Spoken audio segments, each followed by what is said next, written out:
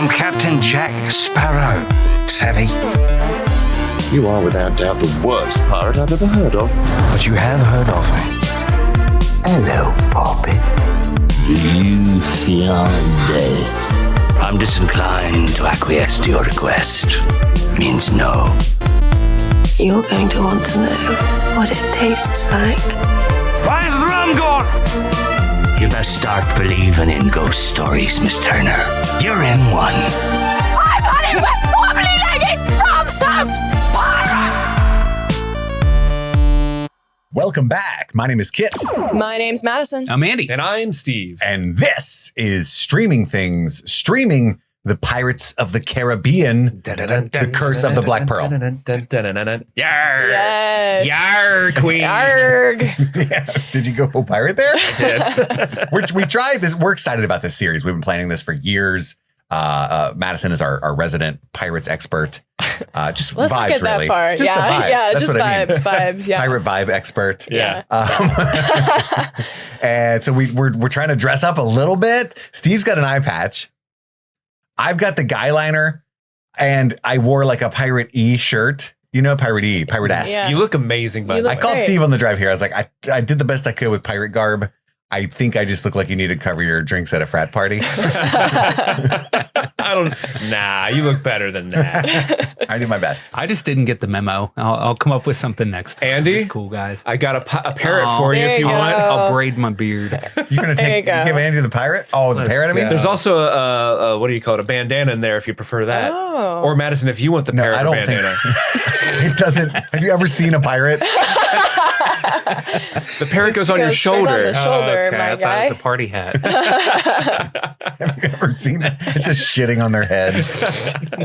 Mr. Cotton. It's actually Ratatouille. The pirate is the Yeah. pirate is controlling them. That would be a ratatouille All right, situation. bagels and soup. Oh, no. Andy's Right, another parrot is drink on of rum, fentanyl. please. Oh. It Anyway. it looks drunk. Yeah, it's a We're drunk really parrot. excited about this. For the month of March, we're going to be going through all 5 movies in the Pirates of the Caribbean franchise. That's going to be our main feed stuff. Over on Patreon, we're still covering Firefly. We're still covering Breaking Bad. And we're going to have bonus movies and all that as well. Today, we start, of course, where it all started with The Curse of the Black Pearl. We're going to be talking about our overall thoughts on this film, what it was like rewatching it, our history with this movie. And then we'll go through scene by scene, play by play, the long recap of everything that went down in that movie. We've got a couple of fun things, behind the scenes info, any kind of context we can add that we've researched or just kind of gleaned over the years. We're going to call it Hidden Booty. Nice. And we will dig into the Hidden Booty, not at the end, Nay. but throughout, I think is best in this case. So if you got something to add for a particular scene or a section, just call it out. Hey, got a little hidden booty for you guys. Because we're always on the search for it. Got a little booty for that ass. Love a little hidden In this booty. context, But yeah, that's the plan ahead. You can already tell this is going to be quite silly. Sorry for the guy liner. I tried to be a little Jack Sparrow-y, but Never apologize for good. guy liner. Unless you're JD Vance, you never have to apologize for guy I liner. look like I'm just trying to order some well rum. You know what I mean? Whatever's on the well. $3. It's $3 Tuesday, right? Yeah. But hey, At this Applebee's. Hey, I did that eyeliner. It looks good. It looks it's not good. the eyeliner. It's just the whole. No, it looks my whole thing. You look amazing. Full I also got embodiment. Andy's like deep V going on here. Fuck yeah. I dude. did rock that yeah. shit. I wore a tank top under to be modest. Oh. So, Keep it Show controlled that in shit here. off. yeah. Sorry, I have to say this for audio listeners. I wish you could see Andy right now because he took the bandana, he wrapped it around his headphones and head. He's So kind of he- giving Karate Kid a little And he has a bit. dead parrot on his shoulder. It does look like cotton now. You know what I mean? A little bit. A little bit. So let's get into it. Let's talk about our history with this film and then what it kind of what it was like watching it this time. Madison, we'll start with you. Start with me. So my history with this film, I can't remember when I watched it for the first time. I do not believe my parents took me to see it in theaters because it came out in 2003 and I was 5. It was a PG-13 movie, so sorry. You didn't want them to break the law, right? Yeah, right, take you to the right. movie. Well, it's funny because again, I've seen this movie several times. I think when I was 14 or 15, I had coined the thought, I was like, while watching the movie, I was like, this is one of my favorite rewatched movies. Wow. Yeah. And me and my dad were really into like just playing, sword fighting when we were little, and he had bought a bunch of like gimmicky pirate stuff, like swords and hats. And so it was an embodiment of like, I don't know, my childhood, very nostalgic movie. And when I went to rewatch this movie, I was like, you know what? I don't have Disney Plus right now. And I was like, I have the DVDs of all of these movies. Oh, yeah. And so I was like, you know what? I'm going to get my PlayStation out and, watch the movies like I would have done when I was, preteen, teenager. And I was just like, I went to my garage, had to, get my PlayStation out of the box and stuff like that. Oh, was this like a PS3 or something? PS4. Oh, okay. Yeah, I've since been a retiree video gamer, but yeah, I brought it out. I just brought it's so funny. I literally brought my PS4 out this week for a completely other random. We wanted to watch a DVD, and we don't have I guess we'll use the PS4 to watch this DVD. Yeah, well, when I had my PS4 in college, because that's how I would watch my DVDs and stuff. But so yeah, that was like a cool, fun just experience of having to have the physical media and plugging in the actual thing. And it took 20 minutes to have to set it up, and I was like, this is crazy, like just in the world of streaming. But I watched it with my mom, and that was really cool because she was we hadn't watched the movie together in a while, and she was like, did we take you to see this movie? And I was like, you definitely didn't take me to see this movie. But it was cool watching it with her, like through her lens too, and like remembering how much I really enjoyed the movie when I was little, and seeing how it's just kind of like grown with me, and like me watching it as an adult and the different things I pick up on it now. So yeah, I have a very, very strong history with this movie. I love these characters. I think all of these characters are really beloved amongst, I think everyone here and everyone listening. I think if you don't like this movie, you're a little strange. Yeah. You're a landlubber. Yeah. But there's so many components to this movie, and historically the pirate genre leading up to this was really people were saying that it was really lost. There was a dead. The pirate genre was dead. And in preparation for this, I watched a few pirate movies. I watched 1995 Cutthroat Island, which, oh my God, terrible movie. And when I was watching it, I realized, you guys are gonna laugh at me, I realized that the male lead is the guy from Stranger Things, is Papa. Matthew Modine. Yeah, and I was like, oh shit, like full circle, because I was watching it in preparation for this. It just was really mateys. Yes. I'm here for the booty. And so that movie was a total flop. And so I think, and previously most of the movies were kind of very low budget, and it was a compilation of like silent films. I watched a movie with Gene Kelly called The Pirate, which is not necessarily a full embodiment of like the pirate archetype. He's kind of like a guy playing a pirate, like in the world of that movie. So leading up to this movie, the pirate genre was just really dead. It didn't really have much depth to it. Johnny Depp. See? Yes. Yes. More of that. And so I think, when you look at this movie, I think it's a very big milestone for the pirate archetype, for the pirate genre. And yeah, it's a magical movie. It's a classic, I think, at this point. I will continue to watch this movie for the rest of my life, I think. So. Hell yeah. Yeah. Andy.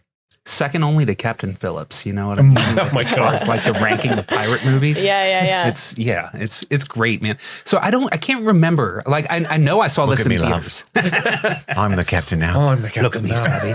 I can't remember. I know I saw this in theaters. I can't remember if you were there or not. I know Nathan was there. Were you a part of that crew? It was great. It was so fun. This was the summer after freshman year of high school, right?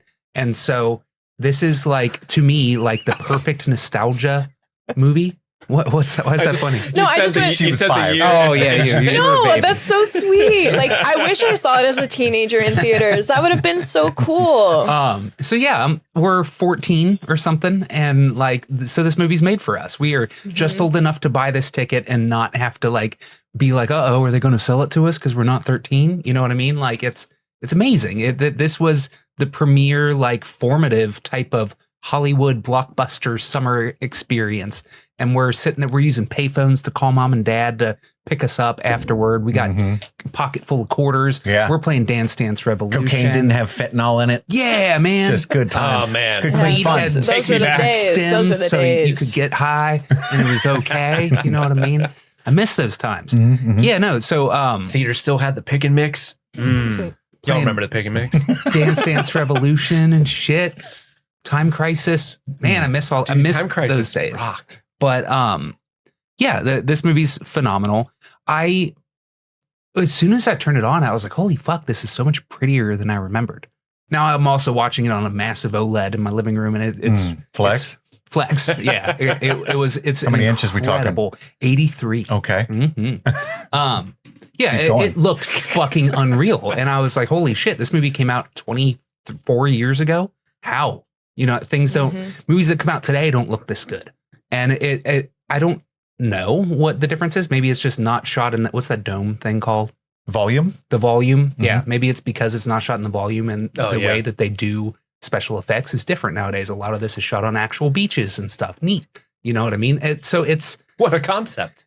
Even though it has, like, in some small ways, slightly dated special effects, most of those special effects still look better than the shit that came out yesterday. You know what I mean? And that's crazy. Obviously, the performances are iconic. The score is unreal. I hadn't watched this in a minute. It hasn't been that long. I think Sarah and I put it on to go to sleep like a year ago or something. You know what I mean? So I watched the first 10 minutes, but I didn't get the full experience. But it's getting to sit and actually go through the whole run. Man, it's a long one, but you don't really feel the runtime. Unless you have to watch it for a podcast and then the second one after. Yep. And then you're really feeling the runtime. But yeah, dude, I love this movie. Steve, what about you? I'm embarrassed to say this is sort of one of the most embarrassing things I've ever admitted on this podcast. To allay your fears, I love this movie. Okay. Thank God. Yeah, I love this movie. What am I doing here? But you know how when you're growing up and you're a teenager and you have this angst and you're like, don't tell me what to do, mom. So this movie came out.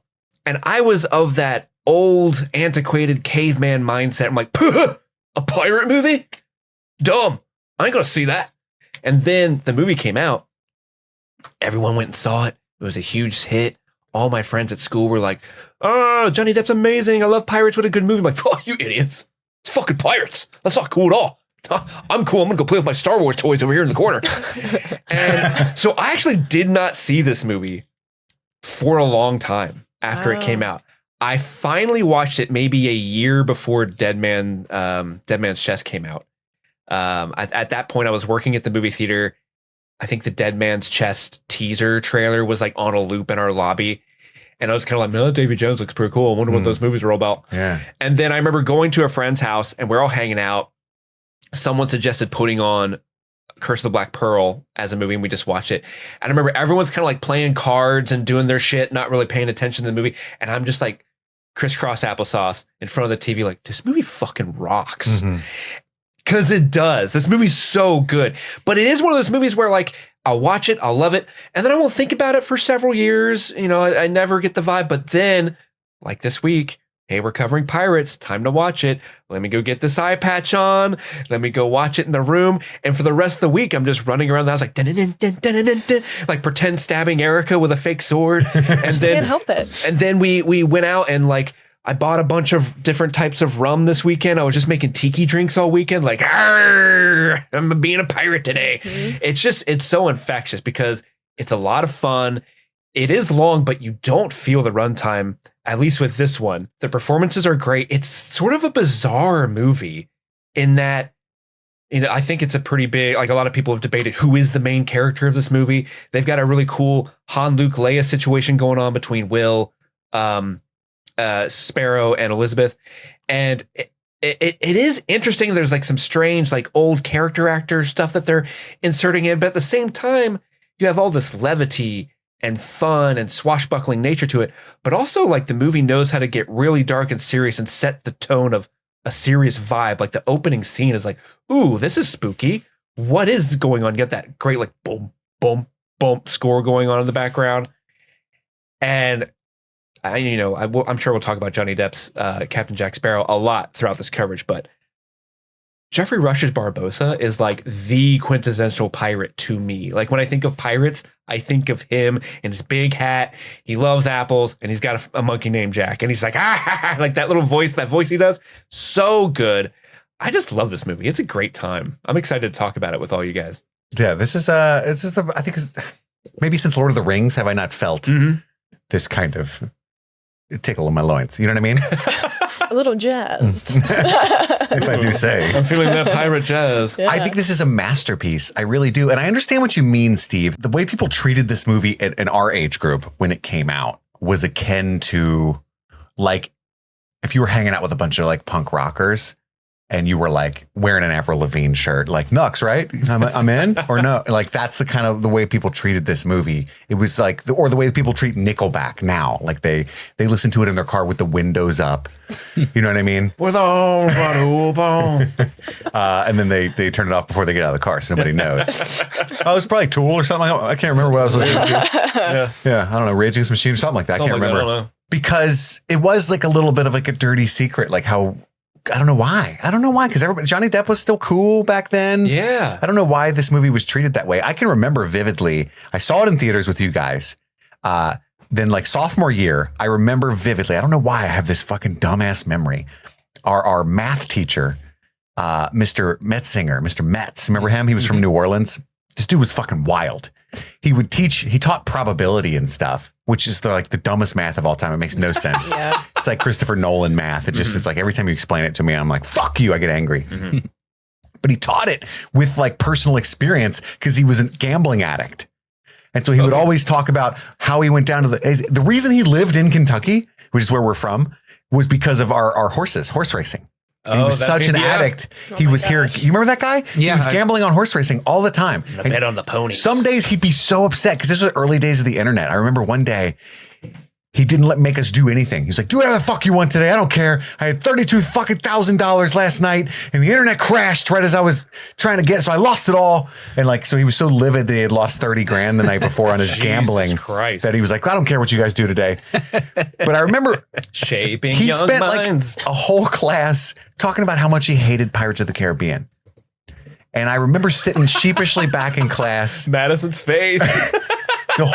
He was like, that's fucking movie. So fucking stupid. Like he was like ranting about it the whole time. He's got eyeline. I don't get it. Yeah. And I remember I was like third row back all the way to the right, just thinking, I like that movie. But like, I'm not old enough yet. I'm only 15. I can't like assert my own taste. So I'm just sitting there like, oh, why am I wrong? Why am I wrong That's about the probability this? teacher. By his logic, by his maths, he's probably right. And I'll never forget like feeling like, oh, it sucks. Do I suck? You know what I mean? Until years later, I'm like, no, he was wrong. He doesn't get it. Because I've seen it probably 10 times at least. And watching it last night, the 10th time, I've never been more convinced that this is a perfect movie. This is fucking amazing blockbuster cinema. Steve, you alluded to it. Like there's all kinds of interesting things about this movie from a script perspective. And I think we got to talk about a whole bunch of hidden booty right at the top about like the pre-production of this film. Yes. But just in general, it is interesting to like, who is the protagonist of this movie? Just to ask that question. I think the opening really sets the tone. I mean, we talked about that a little bit. I think Elizabeth was supposed to be the anchor of like who we are perceiving the pirates through, if that makes sense. So I think she is the main character because she's the one that's kind of like going through the hardship of what like getting captured and has a fascination with pirates. And I mean, they all go through, crazy character arcs in the film. But I think I think because we are with her from the very beginning and we see her as a young girl and her fascination with pirates, I think she is kind of emulating the audience in this sense. So I think this movie, she is the main character. I understand that we can argue that Will is or Jack is because they both have very strong connections to the plot and have their own like directions that they're going in. But I think if we were to look at it with the intention, I think Elizabeth is the main character. I do think, I know maybe I'm jumping ahead, I do think we lose her as the main character in the remainder of the movies, though. But I think for this one, yeah. That was because when I was watching it, I had that same thought. I was like, who is actually the main character? And I think because we open with Elizabeth and we have such a foundation for who she is at the beginning, I think it's her. Andy, do you have any 2 cents you want to throw in on this? I would just say it's definitely not Jack. It's either Will or Elizabeth. Like not Jack the monkey. Right. Yeah. Well, it could be. That was my dark horse. Yeah, I think there's arguments to be made for both of them. They both have arcs, and Johnny Depp does not. And so, like, he is just the crazy aloof one. He is the gateway into that world for them. Otherwise, it is them going on their journey. Him discovering that he is actually a pirate by blood, and then her, being a part of that, dealing with the marriage, being forced into a life she doesn't want to live, but the sea is calling to her or whatever. So I just think that, I don't know if it matters, obviously, but like it's a great movie, but well, nothing matters. We have a podcast, so we do stuff like this. Right. No, but like I think that it does. It's important to like that they present it in a way where you have somebody that you can root for. Whereas I think that, I don't want to get too far ahead, the second movie doesn't have that nearly as much. There's too many conflicting, like everybody's out for their own thing and I'm not sure what's going on a lot of the time. This time I know who is doing what and why. And I think that it's really interesting that you can latch onto her or him or Jack, and you can make the argument for any one of them to be the lead. I think I side with Madison in this movie, that Elizabeth is the protagonist of this particular film. She's the one that opens up the movie. Like, we see the world through her eyes for the first half of the movie. It does become a little bit more muddled by the end, but the reason why I can't give it to Jack Sparrow is similar to how Andy said. He's kind of like Indiana Jones in that he doesn't have an arc at all, but that's okay. We still love it. You don't need to have an arc for that character. It's fun. And I hesitate to give it to Will as well, because I hate snakes. Why does it have to be snakes? Why is the rum gone? And the reason why I can't give it to Will in my mind for this movie is that he's too much of a sidekick to Jack for most of the movie, where he just seems to be like along for his shenanigans. But I think it's Elizabeth this time. But it is an imperfect comparison, I think, no matter how you cut it. Sure. Yeah, according to Elliot and Rossio, the two main writers that went on to be the only writers for like the subsequent movies, I believe, on their commentary track, it is Elizabeth who's the main character. And I think there's a great podcast I had Steve listen to. I've listened to it several times. That's where a lot of my kind of background info on some of the production stuff comes from. It's called Going Rogue, hosted by Tansy Gardam. It's fantastic. And it's fantastic production value, like all that kind of stuff. It's really, really wonderful. And she pulls from a lot of the DVD commentary tracks from the filmmakers and stuff like that. But I love her insights about how, like Andy said, it's really a well-balanced ensemble where each of these three characters has motivations and MacGuffins, and they really play off each other in this perfect symphonic almost way that's really, really tough to do. And from a screenwriting perspective, I do think this movie's a masterpiece. But also, like, the instigator of the plot is, it has the most of a hero's journey is Elizabeth. And then she compared Jack Sparrow to Han Solo, who just kind of shows up late into the movie and is very memorable and cocksure and entertaining, but like doesn't change a whole lot and doesn't actually affect much of the plot in and of themselves either, right? And then she compared Will to Luke Skywalker, except he's different in very crucial ways that doesn't make him the protagonist. And it's really, really fascinating once you start thinking about it. I think it's so fun because you watch this movie and you're like, oh, who gives a fuck? Like, fucking rah, But like, screenwriting rules kind of way, when you really break it down, you're like, oh shit, what a crazy thing that they did with all of these different, and the plot, even though this movie is huge, it's this big blockbuster. Ooh, Pint and Rag are like R2D2 and C3PO. Kinda. I cannot remember those two characters' names at all. I'm always like Rigatoni and Pangea. I can't remember. I called them Beavis and Butthead throughout my notes, but it's Pintel and Rigetti, I think. Yeah. I shortened those to Pint and Rag. I was like, I like it. It's easy enough. I literally call them in my notes droid pirates. Like droid pirates do this, droid pirates do that, because they are R2D2 and yeah. I think they very consciously like stole beats from Star Wars. I mean, this is also it's a big Disney movie, yes. and Madison. So some hidden booty at the top. This production, the reason why this movie is a masterpiece is partially because of how it's executed, and partially because of how it was made. Like in this, like every movie is a nightmare and a miracle, but when this went into production, like Madison said, the pirate genre was dead since the 50s. And every time they had attempted, other than like Muppet Treasure Island, was a catastrophic financial failure. Yeah. And so selling this to an executive was really difficult. On like everybody had been trying to get a Pirates of the Caribbean-esque movie made since the 90s and failed. Yeah. And Michael Eisner, who was head of Disney at the time, fought this tooth and nail because it was. I think he used Cutthroat Island. He did as an example. He did. He was like, "Hey, look at this. This is a bad idea. Yeah. Like we're all gonna die." Yeah. And Disney was doing this thing at the time. I don't remember watching these movies, but they were. I don't know what sparked this inspiration, but they were taking their theme rides because the Pirates of the Caribbean is based off of a Disneyland, Disney World. I forget which one. The same one. Have any of you guys been on the actual Pirates of the Caribbean ride in Disney? I've never remember. I've been twice. I was really, really, really little, and I don't remember. I want to say no because I think you would have went after this movie was out. Because I think when I went, I was 5 and 7. Yeah. So I was little. This was hot back then. I can't remember if I did. If the line was long, probably not. My parents are like, no, we're not going to wait in line for that.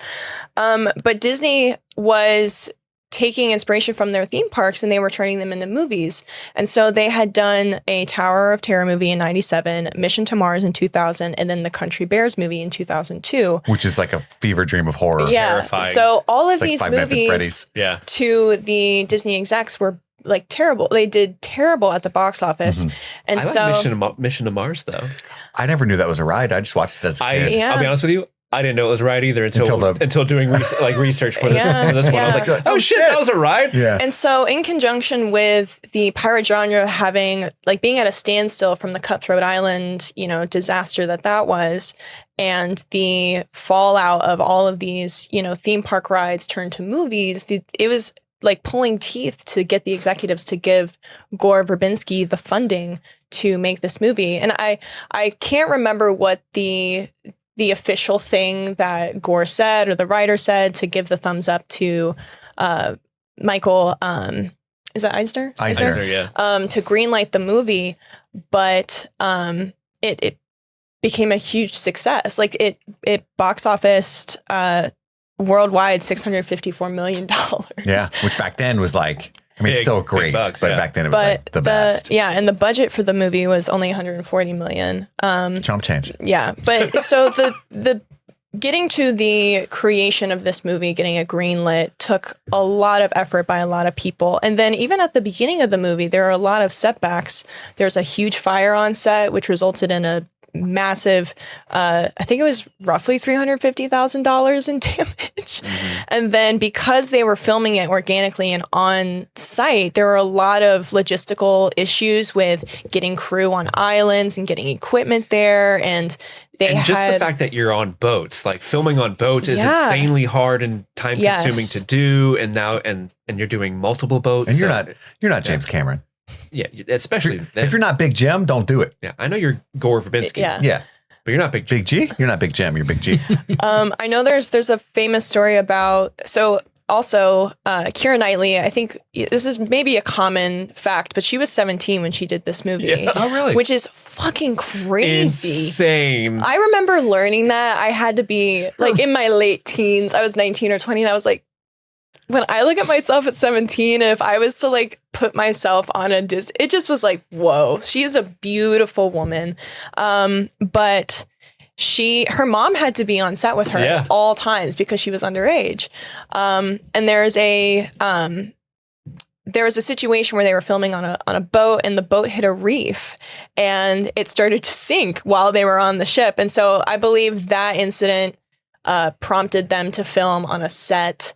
I know they did a lot of the boat scenes. Eventually they would just pull it into harbor. Yeah. And then they would just like point the camera the opposite way of shore. Yeah. So but again, like I think for them to still attempt to do it organically, which now, I mean, I think the rest of the movies were all done on a film, or we're done on a film set. The later ones, I think, were Dead Man's Chest. Dead Man's Chest is gorgeous. Yeah, Dead Man's Chest also had a lot of like insane technical difficulties and well, they shot destroying sets. They used predominantly they shot on the ocean with boats, and then like for closer shots of the actual like pirate ships and stuff, they used models, right? And then composited those two things together. But you get that tactile feel that, like Andy pointed out, even all these years later, just looks better and feels better than most of the stuff you get today. And I think, you know, the stuff that we can do with computers now is wonderful. And I'm not taking anything away from those VFX people, but it's best used in conjunction and in the right way and as a tool rather than like an over reliance upon, because people, whether they notice what they're noticing or not, can feel the difference, right? Well, that's the tension about a lot of these movies, because in modern day, people will point at modern day CGI effects, be like, that looks terrible. Why does Pirates, this they bring it up all the time, movie look so much better? It's because movies nowadays do not get the time nor budget towards the CGI to make these epic effects that they did back in the day. And B, like, I think they were really intentional with how they did their special effects in this movie. Like the cursed pirates are skeletons, but they are only skeletons sometimes when the moonlight's out. And so you're allowed to get away with having these characters on screen for a long time, but not spend a ton of money because they're just in human form. And then when you go from the moonlight to the darkness, that hides a lot of the inconsistencies of the CGI as well. It's like really genius creative production design and how you tackle that, especially at the time with your limitations in technology. But this movie was greenlit. They hired Gore Verbinski, who was at the time finishing up The Ring. Oh, sorry. Who's finishing up The Ring. And I want to move really quickly through all this because we got to get to the movie itself as well, but I think it's fascinating. They get everything going. They hire Johnny Depp, and there was we'll get into who else was in consideration soon because that's amazing. Crazy. They hired Johnny Depp, and the execs are already nervous, especially Michael Eisner, because pirate movies don't work. The script took so many iterations, it was ridiculous. Forever, there was no supernatural aspect whatsoever. It was just a standard adventure movie. There weren't any skeleton pirates or curse or anything like that. Yeah, Disney didn't want there to be any supernatural. They didn't like the idea of it. And finally, when this is all going and they're ready to go, Michael Eisner tries to pull the plug on this movie. He's like, actually, we're not going to do it. Gore Verbinski's like, whoa. And so they convince Michael Eisner to meet Gore Verbinski, which he didn't want to do because he wanted to not do this movie. Ultimately, supposedly, what really convinced Michael was the fact that, I don't know if you guys know this, Disney had a chance to make Lord of the Rings, and they pulled the plug on it. It was supposed to be 2 movies for like $150 million, similar to what Pirates ended up being. And eventually they were like a little uncomfortable with like spending that much money on these nerds. New Line Cinema, who's like dad, comes in and is like, we'll give you $320 million to do 3 movies, motherfucker. Yeah. And then Lord of the Rings became what Lord of the Rings became. Return of the King is about to come out when they're making this movie. And Eisner's like, oh, you brought up the biggest mistake of my career in relation to me pulling the plug on this. Fuck it, do it. And he ended up getting fired and replaced by Bob Iger anyway, like right after the second movie came out. But so that's so funny to me. They're like, remember when you said Lord of the Rings wasn't going to work? Like, but I'm right this time. Yeah. It's so funny listening to like the and you got Legolas in this movie and shit. And he's like, oh, this hurts. It's so funny listening to the Disney corporate perspectives on literally every decision that came with this movie, because they're all like, what do we think about Johnny Depp's performance? What is he doing? Too weird. Should we get someone else? It's so weird. And like the way that Gore Verbinski, like, credit to him, because I think he's a real big weird motherfucker. He's a weird motherfucker, but he's like smart, because he was the way he would present these things to the studio execs. He would listen to their awful feedback, but then like change the way he gave them the receipts, the examples, and they'll be like, oh, I see how it works now. Like, he's very smart, and like, I don't think the movie would be made if he wasn't as crafty as he was with talking to these guys. I think Jerry Bruckheimer still says one of the worst meetings he's ever had in his life was with this movie and Disney execs, because they were all just like beating their heads against the wall, like, no, this movie's gonna work. It's awesome. And they're like, but like the guy has a monkey and not a parrot. Makes no sense. Yeah. How does that make sense? That's not pirates. And why is he being kind of weird? The pirate guy. Yeah. What's with the eyeliner? Johnny's ideas for this character initially are really, really funny. I read that, like, no nose. Yeah, he wanted his nose to be rotted and falling off and necrotic. Whoa. He kept that, like, if you ever notice, if you look really closely, there's an open wound on his chin that you can see from time to time. The execs hated that. They didn't like the eyeliner and all the dirt and stuff. So they digitally punch in on it so you can't see it as well in certain all the scenes. gold teeth. They're like, what the hell no? This scummy. This is what people want, by the way. They like the scummy, scurvy, sexy pirate, not the overly handsome, doesn't look like you go outside pirate. The thing that I loved about Johnny's pitch for being noseless is that like part of his character was that he would be afraid of pepper because he wouldn't want to sneeze. Like, weird shit like that. Yeah, it's so funny. He was really into that. But they fought tooth and nail for all that, and it was very tough. But the last thing I want to talk about before we get in, and there'll be lots more hidden booty throughout, is the score, which is obviously iconic, incredible. Lower me in the grave to that shit. Exactly. I will. Put it in your will. We make sure it happens. Madison to the sea. No, actually. And then afterward, hoist your colors high. Everyone in pirate garb surrounding my grave, please. Andy, who do you think did this score? Don't Google. I'm sure you did research for the show, but it doesn't matter. It's actually so labyrinthine. Yeah. I can't remember the dude's name, but like the one dude did the main theme and then the other guy did the rest of the score. I can't you got nothing. You're giving me nothing. Right was it Hans Zimmer that did it? It is Hans Zimmer. Just he's a pirate or whatever, like the dun dun dun dun dun dun dun dun dun. Well, he did the bones of like everything that we know and love for the most part of this score. He's not. And he gets all the credit for it, but he's not like technically literally credited, right? They used like 7 composers on this movie. Oh, really? And the story about how and why is really funny. It doesn't matter. We'll do the short version here, but essentially Gore was like homies with him and hit up Hans, who was busy on something not as important at all. Like like Hans Zimmer explicitly told the people he was working with, like, I won't moonlight and do another promise project. I won't do any other. And then Gore called him next, like, hey, you want to do Pirates? Please like, help me. Because Alex Silvestri was working on the score. They didn't like it at all. He was actually on the poster for this because they had already printed the posters and they were like, fuck it. Wow. He didn't actually do the score at all. Hans comes up with a dun-dun-dun-dun-dun-dun-dun-dun-dun-dun in like 2 nights on some cocaine and sends him that. He's like, don't tell him I did that. Like, I'm supposed to be working on this other movie. There you go.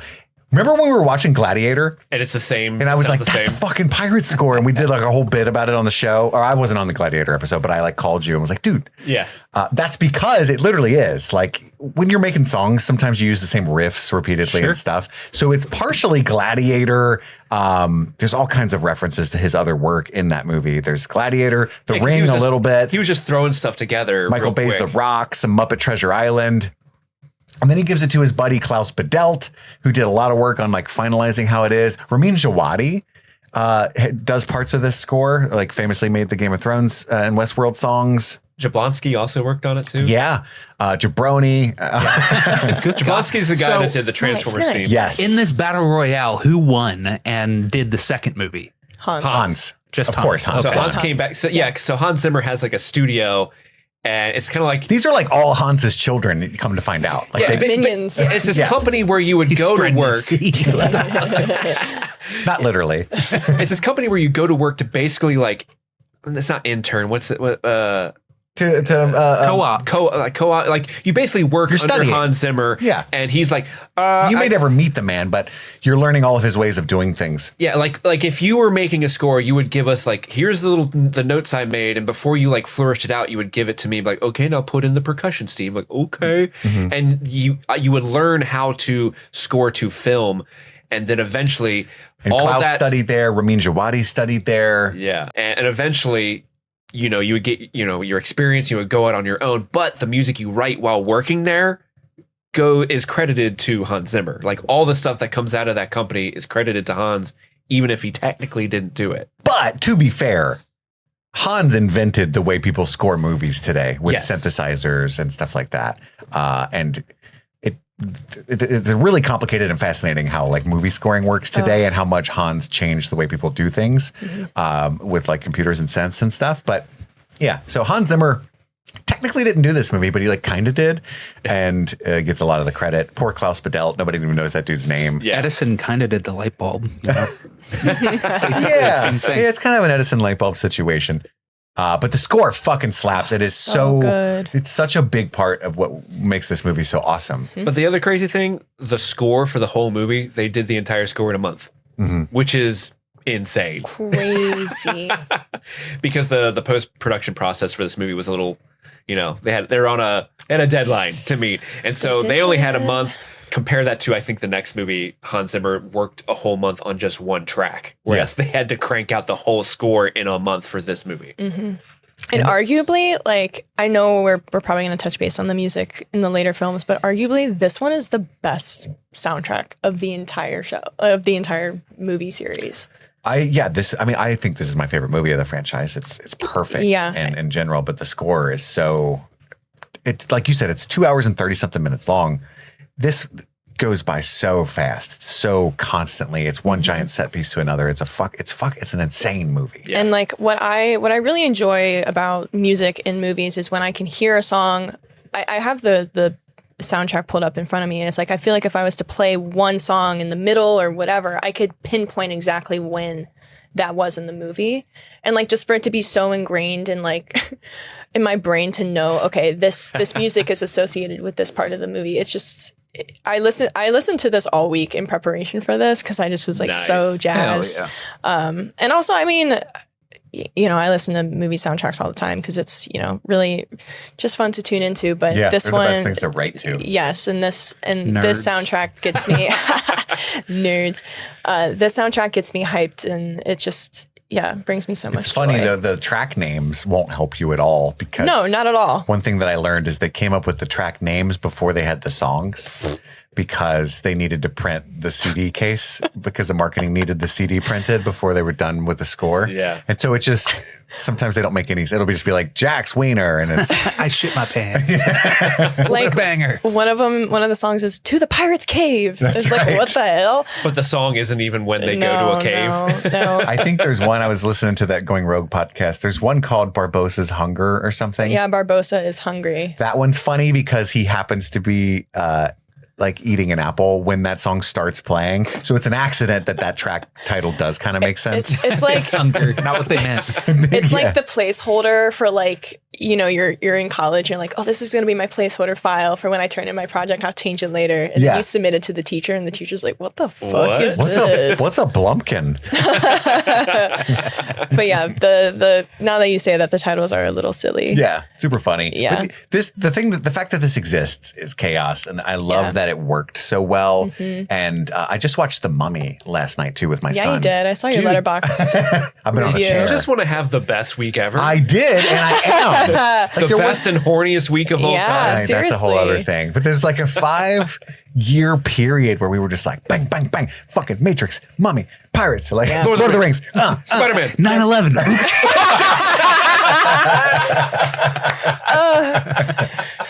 We had some downturns in there, you know. There were peaks and there were valleys. The universe had to humble us. That's right. That's what it was. They're having too much fun down there. They were like, okay, Icarus, check this out. Goodness. But yeah, it was just banger after banger really back then, man. We were just eating good. Well, you guys ready to get into the play-by-play? All ready. Well, we can't yet. We got to take a tiny break to hear from one of our sponsors. We're back. We're back. I was going to pull up the synopsis for this movie because the movie's kind of really simple but labyrinthine at the same time.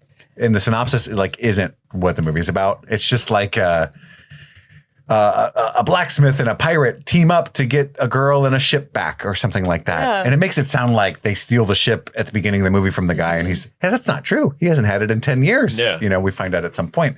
But this is the Curse of the Black Pearl. It starts out with fog bounce. It's a ship drifts through the fog. We meet young Elizabeth Swann. She's singing a sea shanty. She is. Do you think that's like it's just a sea shanty? They hate pirates in the universe of this movie, right? I feel like her just openly singing that sea shanty is a little weird. Like she's singing gangster rap for sure. Oh, absolutely. And like father's just like, she just loves that Tupac and I can't do anything about it. I am obsessed with this opening sequence.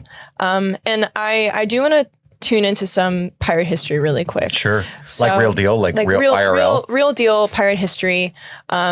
So when pirates were, doing their thing during the golden age of piracy, the coverage of pirate antics during this time was definitely elevated in news writers and stuff like that. Romanticized? A little bit, yeah. I would say it's more like, I think there's definitely some like political lean with how they were writing. And so there was a lot of more dramatizations of some of the things that the pirates were doing. So there was a little bit of an elevation in wanting to learn about what pirates were doing. And so there was a little bit more of a fascination with pirates during that time in the news. And so I think what I am interpreting from young Elizabeth is this, we are like kind of getting a little hint of that obsession with pirates during this time because they were kind of, pirates were inherently bad during the golden age of piracy. Yeah. They were terrible people. They were doing awful things. There was some like pirate republic that came from that and stuff like that. But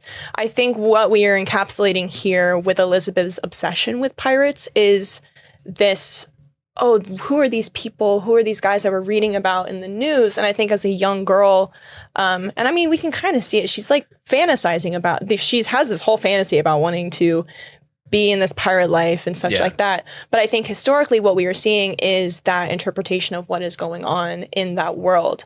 And then we see an immediate juxtaposition with Norrington, not to get ahead of the scene by scene, but he immediately looks at them as criminals, which is inherently what they were. So I think this opening sequence is just a beautiful way to set the tone for how pirates were interpreted during that time, how the archetype has transitioned given the history of how they've been perceived in media and stuff like that. And to open with the sea shanty element, I don't know, it's just like such an embodiment of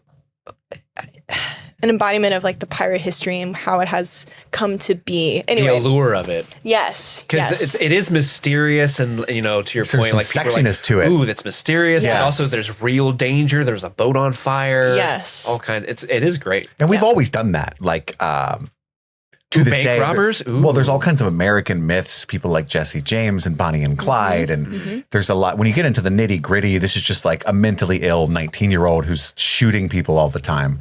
But like the American mythos raises them up for different reasons. Like there's socioeconomic reasons why they were important symbols and this and that. But ultimately, it's just a disturbed murderer who the news sensationalized and everybody's like, cool. Oh, dude, it happens like every year. Ed Gein on Netflix. It's like, dang, holy shit. They cast Charlie Hunnam as, dang, look at him. Eat me. I didn't know Ed Gein. I like to be in your fridge. It's a little bit of, Ryan Murphy aside, right. I think it's normal to some extent, and that dude fucking sucks. But yeah, like we do it with all kinds of things. Yes. And I love that point. Like they were doing it back then to pirates who were just like stinky, scurvy, raping bastards. Yes. Terrible people. Flying around on boats, stealing shit.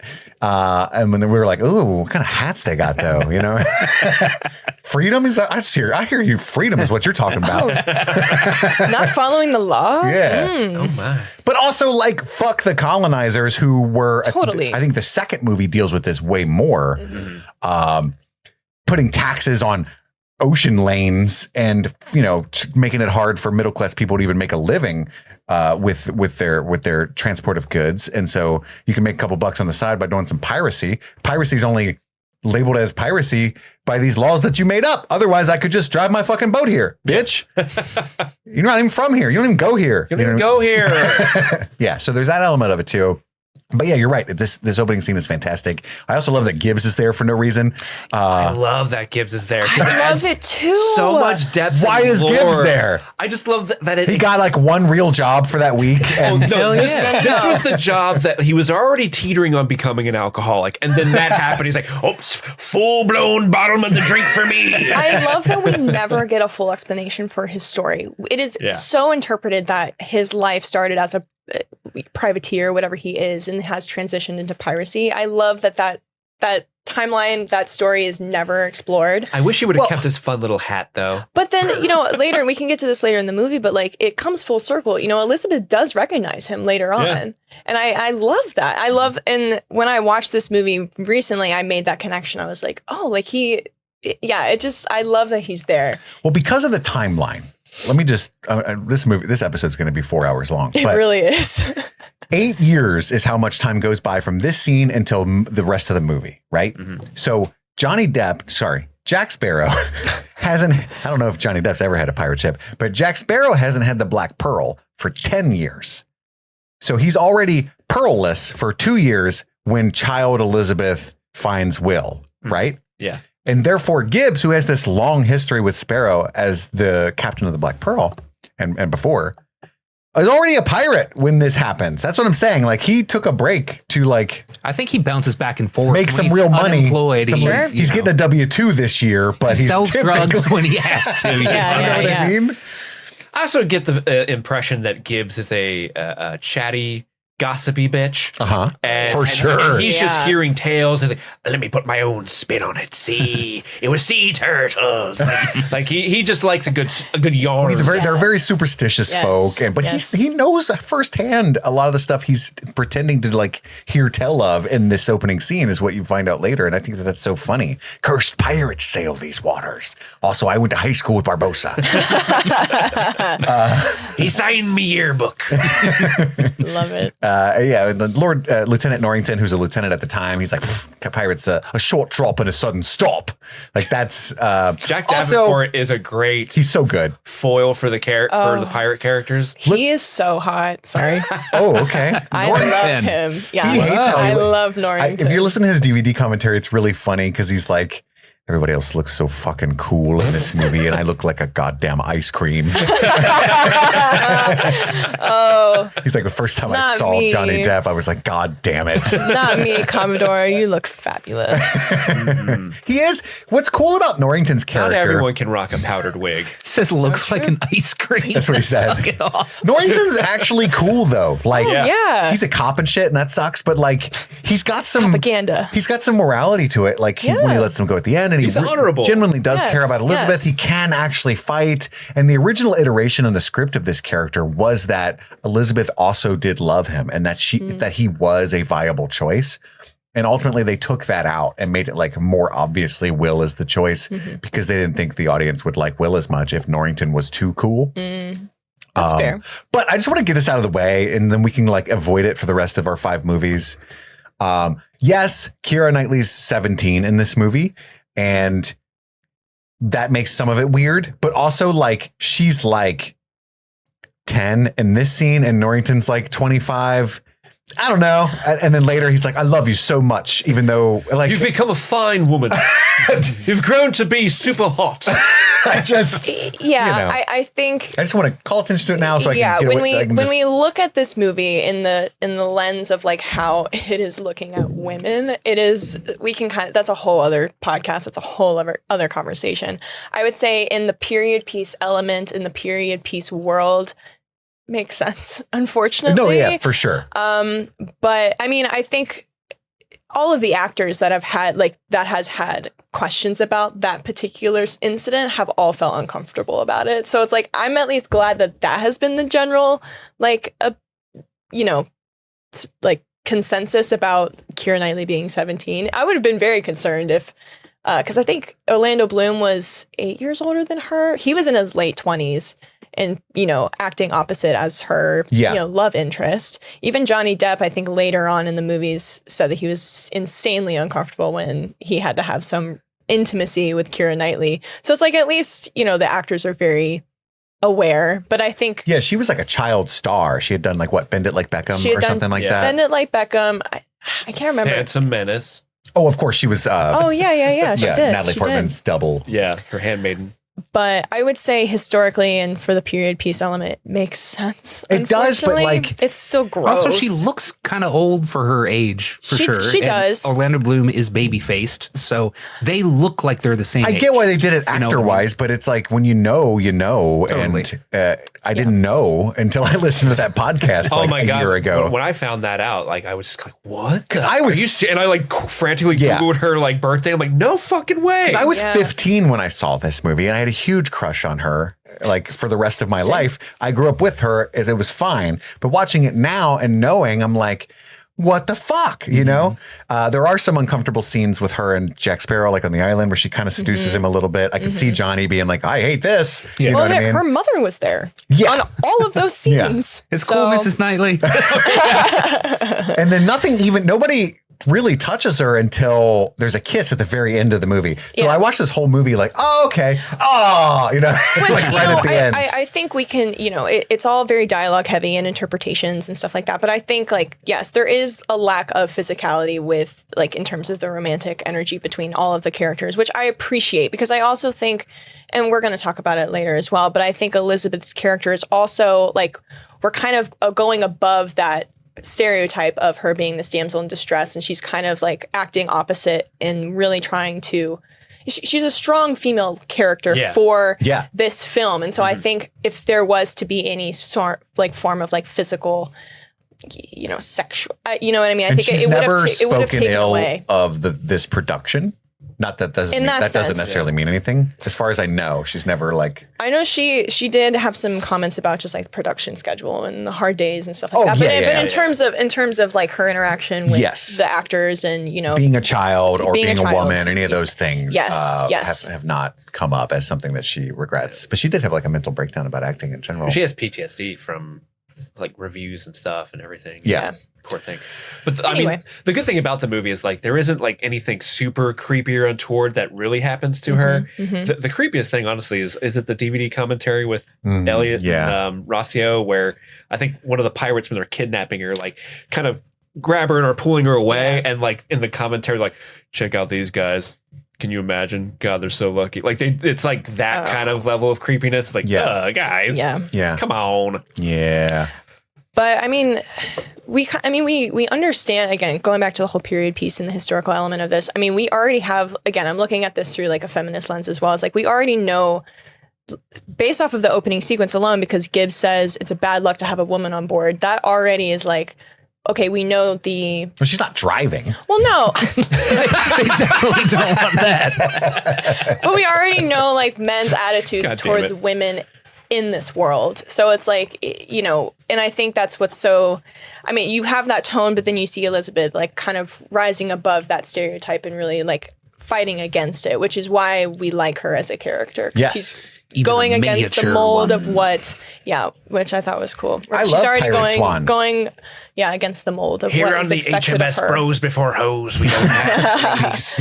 It's funny because men are still very much like that. Like, it's bad luck to have a woman aboard, but it's like fellas, is it gay to have a woman on your 9-month voyage? Yes. Yeah.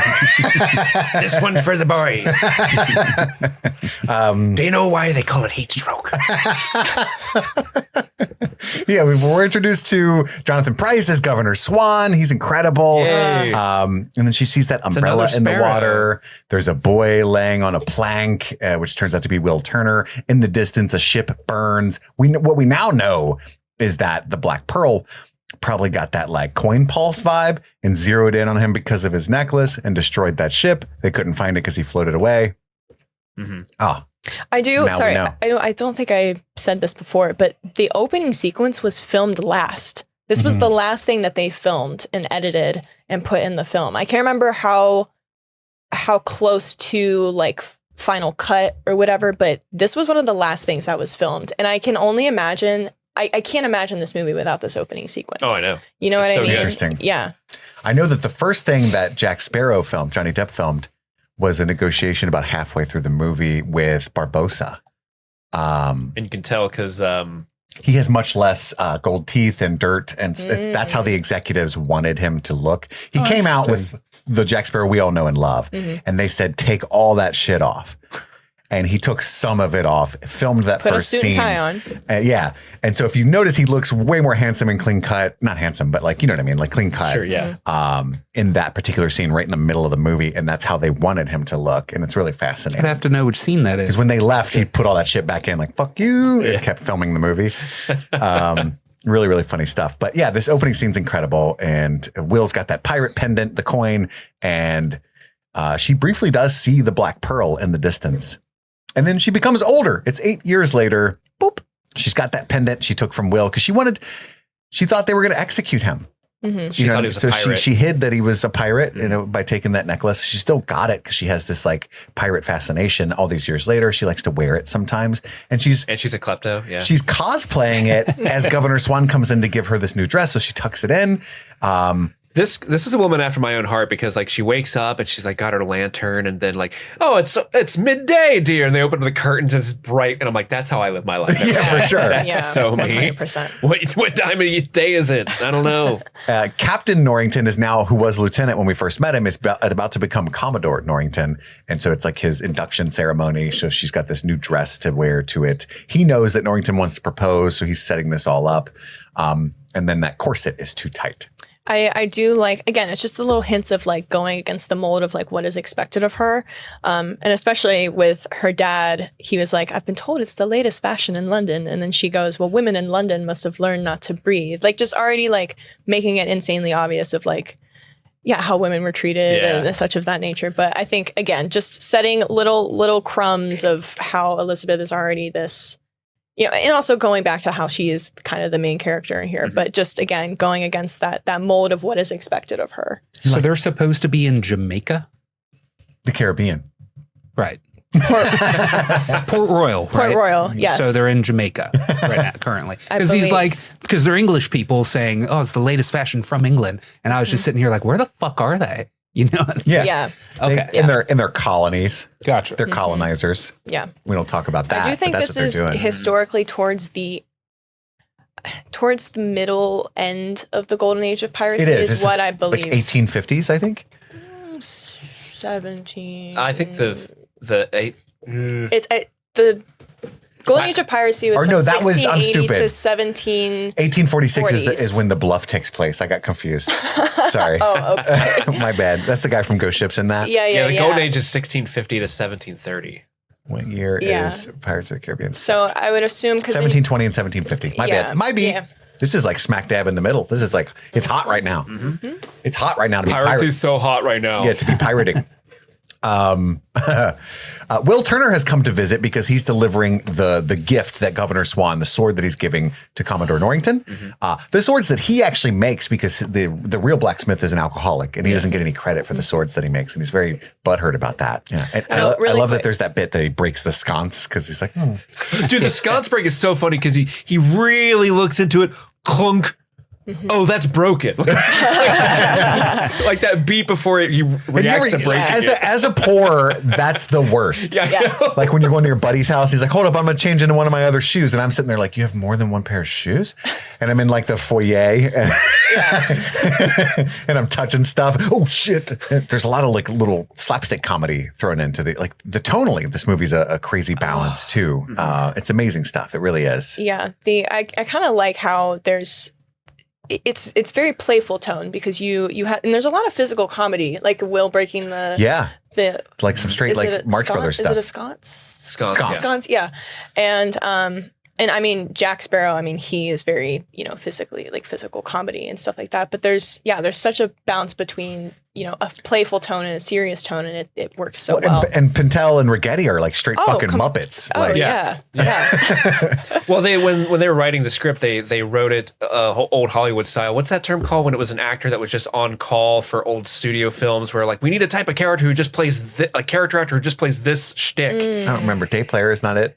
No, it's not day players, but night player. But they would write like, hey, these characters are if those actors from the old films in the 40s and 50s were around. So like the Royal Guards that kind of have that little stick is like an example of that. Fucking Bert and Ernie. I love that shit because to me it expands the world out, makes it more rich and fun, and it makes the exposition so fun. You don't even notice that it's exposition. We didn't even mention, but Sparrow was like very obviously, like they said, this is Bugs Bunny. That was their idea when they wrote the character. He's Bugs Bunny. Really? Huh? Yeah. Please expand. Because Bugs Bunny is like goofy and doesn't look capable, but is like invincible and actually like he's so clever and lucky that he's invincible, essentially. Like, I saw this phrase recently. He's like, I don't knowing throughout life. Like, it just like cool things just happen to him and he's just quintessentially cool. My life's dope and I do dope shit. Kind of like Kanye said in that sense. Right. full circle. Kanye's like Jack the Bugs Sparrow, Bunny of real life in a way. Jack Sparrow is Kanye. Well, pre-anti-Semitism. Put that as the thumbnail name. Yeah, we're talking like college dropout era. Yeah. Maybe we're losing the metaphor. I'm not sure. Why are you calling me fish sticks? Yeah. But I love that look that Will Turner has when he says, pass my compliments on to your master. And like he's just like, that hurts, right? We've all had someone steal our good work. That hurts. But I love that Elizabeth sees him. She's so happy. Obviously, there's feelings there, but he, is worried about like, her she walks line. down. I had a dream about you last night. and her dad's like, God, I don't think that. Stop, believe that's appropriate. Stop dreaming about the pause. Gosh. Oh, goodness. Yeah, that's the most awkward thing ever. And I love her little, please, Will, call me Elizabeth. And how many times I have to say, it's like, at least one more, Miss Swann. Like, as always. They want each other so At least the boy bad. has some propriety. And Elizabeth's like, we'll see you, Mr. Turner. Ooh, that hurt. Bye, Elizabeth. We haven't really touched on it, but like, it's very common in the queer community how this movie is like created such bi panic for a lot of people, especially me specifically. A lot of people, me specifically. You're trying to put it on a cultural shift, Bi panic, meaning like, oh, this is awakening something in me. Yes, like the whole concept of like you have Will Turner and Elizabeth Swann, both beautiful people, and you're for me, and I believe a lot of people in the queer community, you're like, who am I more attracted to? Okay. And so that's kind of where the bisexual, the bi panic comes in. And then you throw Barbosa in there, you're like, who? I'm like, Barbosa panic, I guess. He's got the monkey. Yeah. But and then the Mummy, like the same vibe. Vibe. Completely. I now understand myself a lot better because these were all my favorite movies when I was a kid, But yeah, it's that there's a lot of yearning in these movies. This is what people mean when they say we need more yearning. The Pirates movies, especially the second movie, it's kind of wild. Like I can't wait to talk about Dead Man's Chest. Even this title sounds kinky. You know what I mean? I want to touch that dead man's chest. So strong. But Captain Jack Sparrow, this is where he's introduced. His iconic introduction. This is the greatest introduction to a character ever put to frame. It's so I agree. You know exactly what kind of guy he is once it plays out, but also like it plays with your expectations. Like, oh, he's triumphantly on his boat. Oh, it's a little canoe. And then like, he tipped his hat to the dead pirates. But then when he sails, that shot of him sailing into the port and it's just standing on the top of the mast. And then he perfectly steps on it Bugs Bunny style. Yes. It's so good. It's also kind of like, do you remember Ace Ventura, When Nature Calls? When he flips the safari jeep like a glove. into the parking spot? Like, it's like that kind of thing. Like, I think similar, because when I was in school, we would do a bunch of like character analysis and like opening sequences and whatever of classic films such as Jurassic Park. And like Jurassic Park has a lot of like symbolism with coloring and costuming. And, we analyze the shit out of these movies. And I think you could really zoom in on this. I don't even know how long of the sequence this is, 30, 45 seconds, but it says so much about this character. And you see, how they film him again, kind of, you don't really, you're like, oh, is he on a big ship? He's on this dinghy. And then he, does a little nod to the pirates that have been like, he clearly knows that he is not welcome here and he does not give a shit, but he's still, honoring those that, tried before him. But he's like, I'm going to not care. And I gotta go. Yeah. He's so cocky. He's just showing up there to steal a giant ship. You know what I mean? Yeah. Like literally, yeah. When the way he talks to the harbor master, who is like, you got a shilling to park the boat here, and he looks at the boat like, is that parking? Like, It's how so about good. 3 shillings and we forget the name? And the guy's like, absolutely, Port Mr. Royal, Smith. Mr. And then he Smith. steals the guy's money at his Yes. little. Oh, it's so good. It's very Bugs Bunny. Right? Yes, so good. What's up, Doc? Yeah, I did a Woody On a Woodpecker. Dude, my head kept doing that noise too. I'm like, that's not it. Don't do it. Don't do it. And then I did it for you. There Thank you go, you. buddy. Thank you. But Norrington's at his promotion ceremony. Elizabeth is struggling. She can't breathe because of the corset. And this is where Jack Sparrow runs into the first of 2 Beavis and Butthead characters. I don't know their names for sure. I I know remember Pintel and Rigetti, but I don't know these guys. They come back as well. They do. But we learn about the Dauntless, the giant ship. That's the real power in the ocean. But the Interceptor is the fastest, right? The Interceptor is the one that he's trying to steal. What about the Black Pearl? And then we get a lot of exposition that's really fun. They argue about the Black Pearl and whether or not it's real. I've seen the Black Pearl. You've seen a ship with black sails, crewed by the damned, captained by a man so evil, hell itself spat him back out. No, but I have seen a ship with black sails. But not a ship with black sails, Captain. I just love it. I love it. And no writers ship with are black sails having- could be anything other than, The writers have so much fun with saying the same thing back at each other and like twists on words. They're grammaticists. They're having so much fun with it. And I love a good pun. Oh yeah. Yeah. Which is like 10% of the fun of this movie. And the characters are so fun because they get so involved with their dialogue between each other. Jack just walks up on the ship and he's just like hanging out at the wheel, not even doing anything. Like, oh, hey! Like, I just love their little dynamic between the 3 of them. And fun. And no lies. So those characters' names are Murtaugh and Mulray. Mulray and Murtaugh. Murtaugh, like Lethal Weapon? Yeah. Like, That's where my head too old was. for this shit? Yeah. Interesting. I'm too old for this shit. Right? Yeah. In it? During the ceremony, Norrington takes Elizabeth to the parapet and she can literally scarcely breathe. And she says, I can't breathe when she's trying to ask for help. Yes, I'm a bit nervous myself because he's about to propose to her. And then she just straight falls off the wall. It's like 100 feet. And then they made me their chief. That's so funny in context with the second movie. Yeah. Totally. But we'll get to that later. I just want to put a pin in that. I think that's there's a lot of little brilliant touches like this that show up again in Dead Man's Chest. But yeah, Sparrow was just telling them a story. It turns out I love that they're just hanging. Like they know he has admitted to them that he wants to steal a ship. He's so charismatic. And he's so lovely. And they're just like, this guy's a good hang. Yeah. That's the most interesting thing that's happened to them. Their entire careers. He sees Elizabeth fall in the ocean and he's like, are either of you going to be saving her? I can't swim. They can't swim or they're cowardly or both. Part of the King's Navy you are. And he leaps in. And he does it. Do not lose these. I gotta say, as somebody who can technically swim, but found out as an adult not very well. And I've told this story multiple times, but I just, amongst ocean and river people, apparently I am not a strong swimmer. I thought I was. Doesn't matter.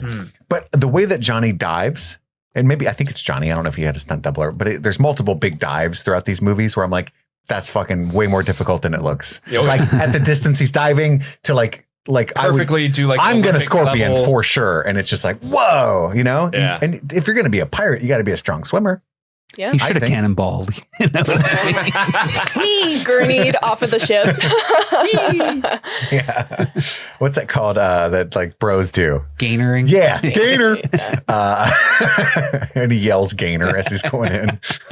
Norrington's like, nice. What's a gainer? I don't know. It's like one knee up kind of thing, I think, right? That's a backflip as you jump forward. Or maybe that's what I meant to say. What did I say? You can cut that out. Nah, Steve doesn't protect your ego. Only like people Only love it when his. egos are shattered. yeah, he loves that shit. But yeah, he leaps in. And then the pendant, I love that when it gets in the ocean because she's in there. Yeah. It was on her neck, her neck from earlier accidentally. It does that like pulse. Yeah. And that's the whole impetus of this plot. Like what's the all reason, that then? Yeah, and everybody kind of knows. I love how that then? Usually when something Only like this the guards happens, are like, huh. well, they're nearby. Yeah. You know? That was a ripple. And the weight of her dress is sinking both her and Jack Sparrow. So he rips off that stupid dress. She's still not breathing when he puts her on the dock. He cuts her corset off. And then Beavis and Butthead are like, oh, I never would have thought of that. Clearly, you've never been to Singapore. And he sees that coin on her neck. And now, where did you get that? It's so good. It's so good. I'm gonna watch it again when I get home. Because you see him at this point being, very charismatic and playful, and then all of a sudden you're like, oh no, he does have some level of seriousness to him where he like looks at this and he's like, this means like that's a big deal. This is a big deal. Yeah. Yeah. And so everybody, Governor Swann, Norrington, everybody gets to the dock. They immediately accuse this pirate shitty looking dude. You stole Elizabeth. Yeah. And she's like, no, he rescued me, right? But then, why are they accosting him? I didn't really understand because he looks like a poor. But he rescued her and shoot him. Like, what? That like happens all the time, though, in real life. Sort of, I get, but nothing about Governor Swann or Norrington have set up their characters to be like, kill the poor for helping her. You know what I mean? They realize he's a pirate fairly quickly because he's got the brand. And so I think when the brand is revealed, that's when Governor Swann specifically is like, oh, kill him because pirates are bad. Yeah. Well, he says shoot him and then he says hang him after they see the brand. So he wanted him dead regardless, just the method changed. I just think it's really surprising. Like literally he rescued her. And like they can't assume anything else. Maybe like, oh, you took her dress off. That's improprietary. There's that. That's what Daddy Swann is thinking immediately because like even the soldiers holding the corset, he's like, I paid so much money for that. Exactly. But like when I was a kid, I had like Sharpied fingernails and long hair and flannel and ripped jeans and Chuck Taylors and a corset. There were so many times where I would just be. I'm super polite and stuff because I read so much. Like I fucking enunciate like a motherfucker when I need to.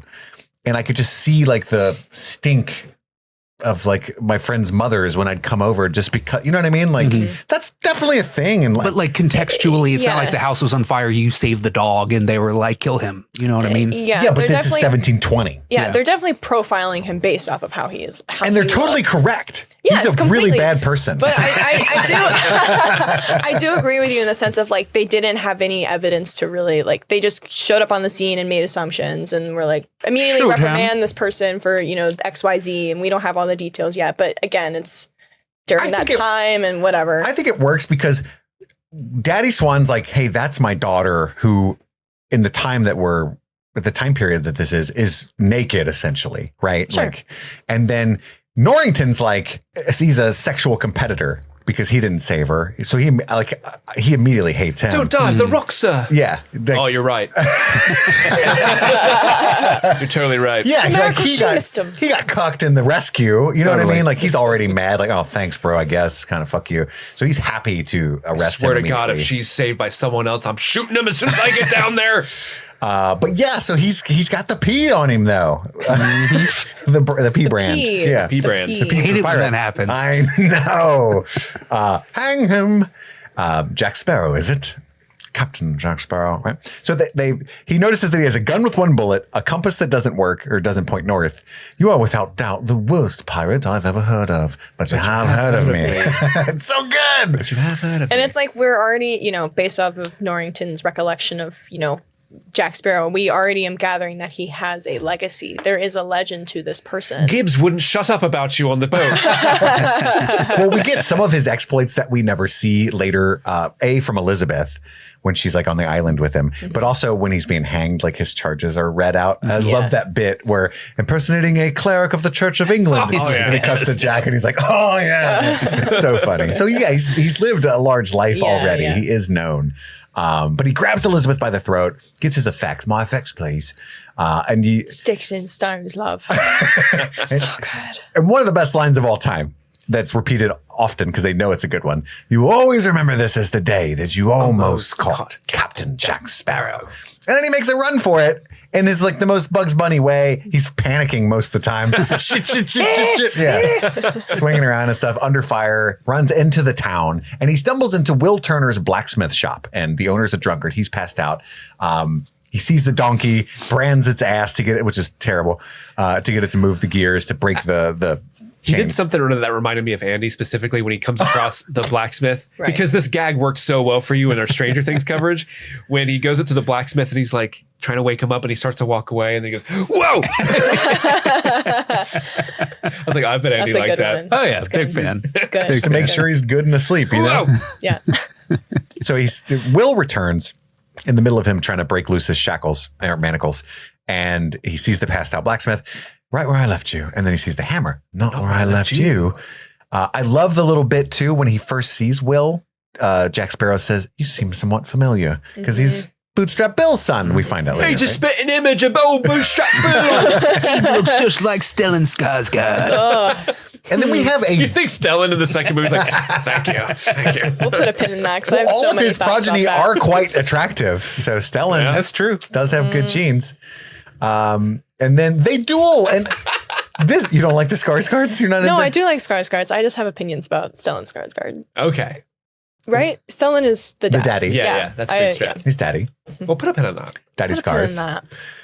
This duel is so good. This is such a good sword fight, and we don't get sword fights like this very often anymore. No. This is like that Edmond Dantes shit, you know, like the guy in V for Vendetta when V's watching old movies and stuff. Find your own tree. It's like the last time we got a sword fight like this. Like, it's just the choreography of how they are sword fighting, and both Orlando Bloom and Jack Sparrow. I mean, I think everyone on the cast did sword fighting lessons with. There's a famous fencing choreographer that has worked on several films. I forget his name, but he assisted all of the actors on this film. And what? So my head I was going to say a random name. Oh. Liam Neeson. Scary. But I think that, again, it's just such an epic sword fighting scene, and it like the cacophony of how like the swords are hitting each other in conjunction with the music. It's just so beautiful, and how like they choreographed it's just, you remember this scene for how, you know, the different levels that they are in the blacksmith. They're in the blacksmith shop. They're taking advantage of all levels of this space. And I feel like we don't really necessarily get that anymore because it's all kind of formulated. And I'm thinking of like Marvel movies specifically, where there are huge epic battle scenes, but they're kind of like, I don't know, they just don't hit as well because there's they run together. Yes, and it's kind of formulated, and there's At their best, they rarely approach this. Yeah, and I think the beats, not just the fighting themselves, but like the beats and the rhythm, the banter, the jokes. And then you include, you know, there's a moment where Will, you know, there's a lot of organic like moments where Will like has to what's the phrase? Anyway, he like takes the sword out of the wood fire or whatever. The forge? The forge, and he has to now fight with little sparky like a molten. Start, yeah. And so it's just like that. That's and so I love cool. that the donkey starts to walk when he pulls the hot sword out. Such subtleties that like add to the fight sequence. It's just so good. Yeah, props to the editor, man. Yeah. Well, also like Gore Verbinski is well known for what's the phrase, like antigote, because you could have a scene. And Gore Verbinski will just insert all these random things that isn't in the script, like the little boy on the dock that gives Jack that glance, like, "Oh, you stealing that guy's money?" But then, like in this fight scene, the donkeys gets its own little mini character arc, like, "Oh, hot fire bad." Yeah. And I just love how, like you said, the fight scene is well choreographed. I miss fight scenes like this. I feel like we don't get them as often, where you get a lot of character exposition, but also dialogue that's fun. Like, who makes all these? I do 12 hours a day. You need to find yourself a girl, mate. And then the fact that they're like, they start on the bottom floor and then they get launched into the rafters. Like, it's real fun and creative, and it's amazing. Yeah, I feel like they've just really taken advantage of all elements of the space, and it's just so fun, so good, which is why we just keep coming back to it. Yeah. And then it ends with Jack pulling the gun on You've Will, cheated. Yeah. And he's like, pirate. But this is, you know, Jack Sparrow. He's this pirate. Everyone's trying to kill him because pirates are so evil. And he's like, please move. I don't want to kill you, dude. Mm-hmm. And that's his downfall. And he doesn't want to waste. That's Barbossa's bullet. That's it. Yeah. This bullet's not for you, mate. And that everything is like Chekhov would just fucking come all over this movie, dude. Yeah. Because like, wait, what about the bullet? The bullet. There's only one. There's so many Chekhovs. When Will throws the sword, the corset. When he throws the sword to stop Jack Sparrow from leaving, like that's how he saves Sparrow at the end of the film. Like everything is used again. There's so much economy to this script that has so much bullshit in it. Yeah. It's all used correctly. That's why you can't cut it down any more than it is, because it's all needed. Yep. But yeah, that's an incredible way for that scene to end. You cheated, pirate.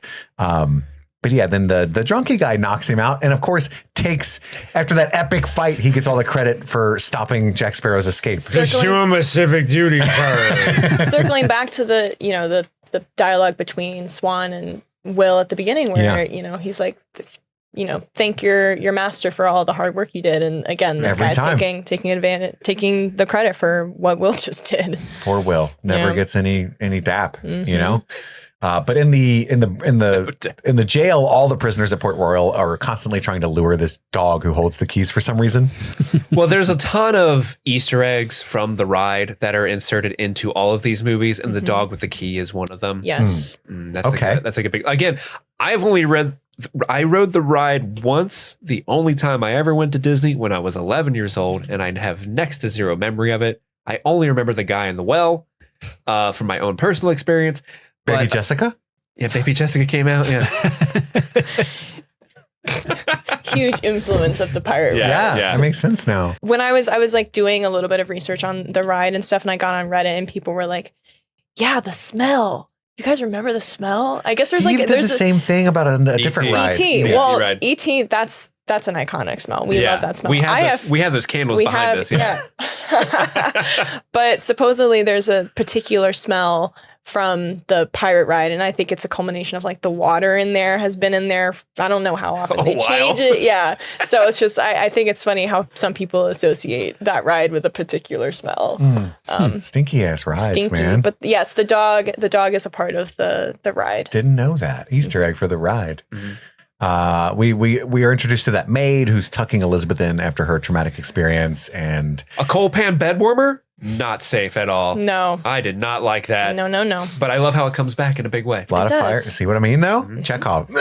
And I love that Elizabeth thought her trying day reference was not to her being kidnapped by the hot pirate, but being proposed to by Norrington. And she's like, no, I'm talking about that Will Turner, though. Am I right? Too bold. But everything stays right where it is. Walter Frey is her maid.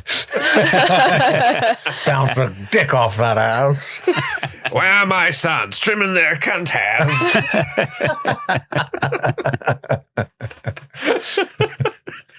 But then the town gets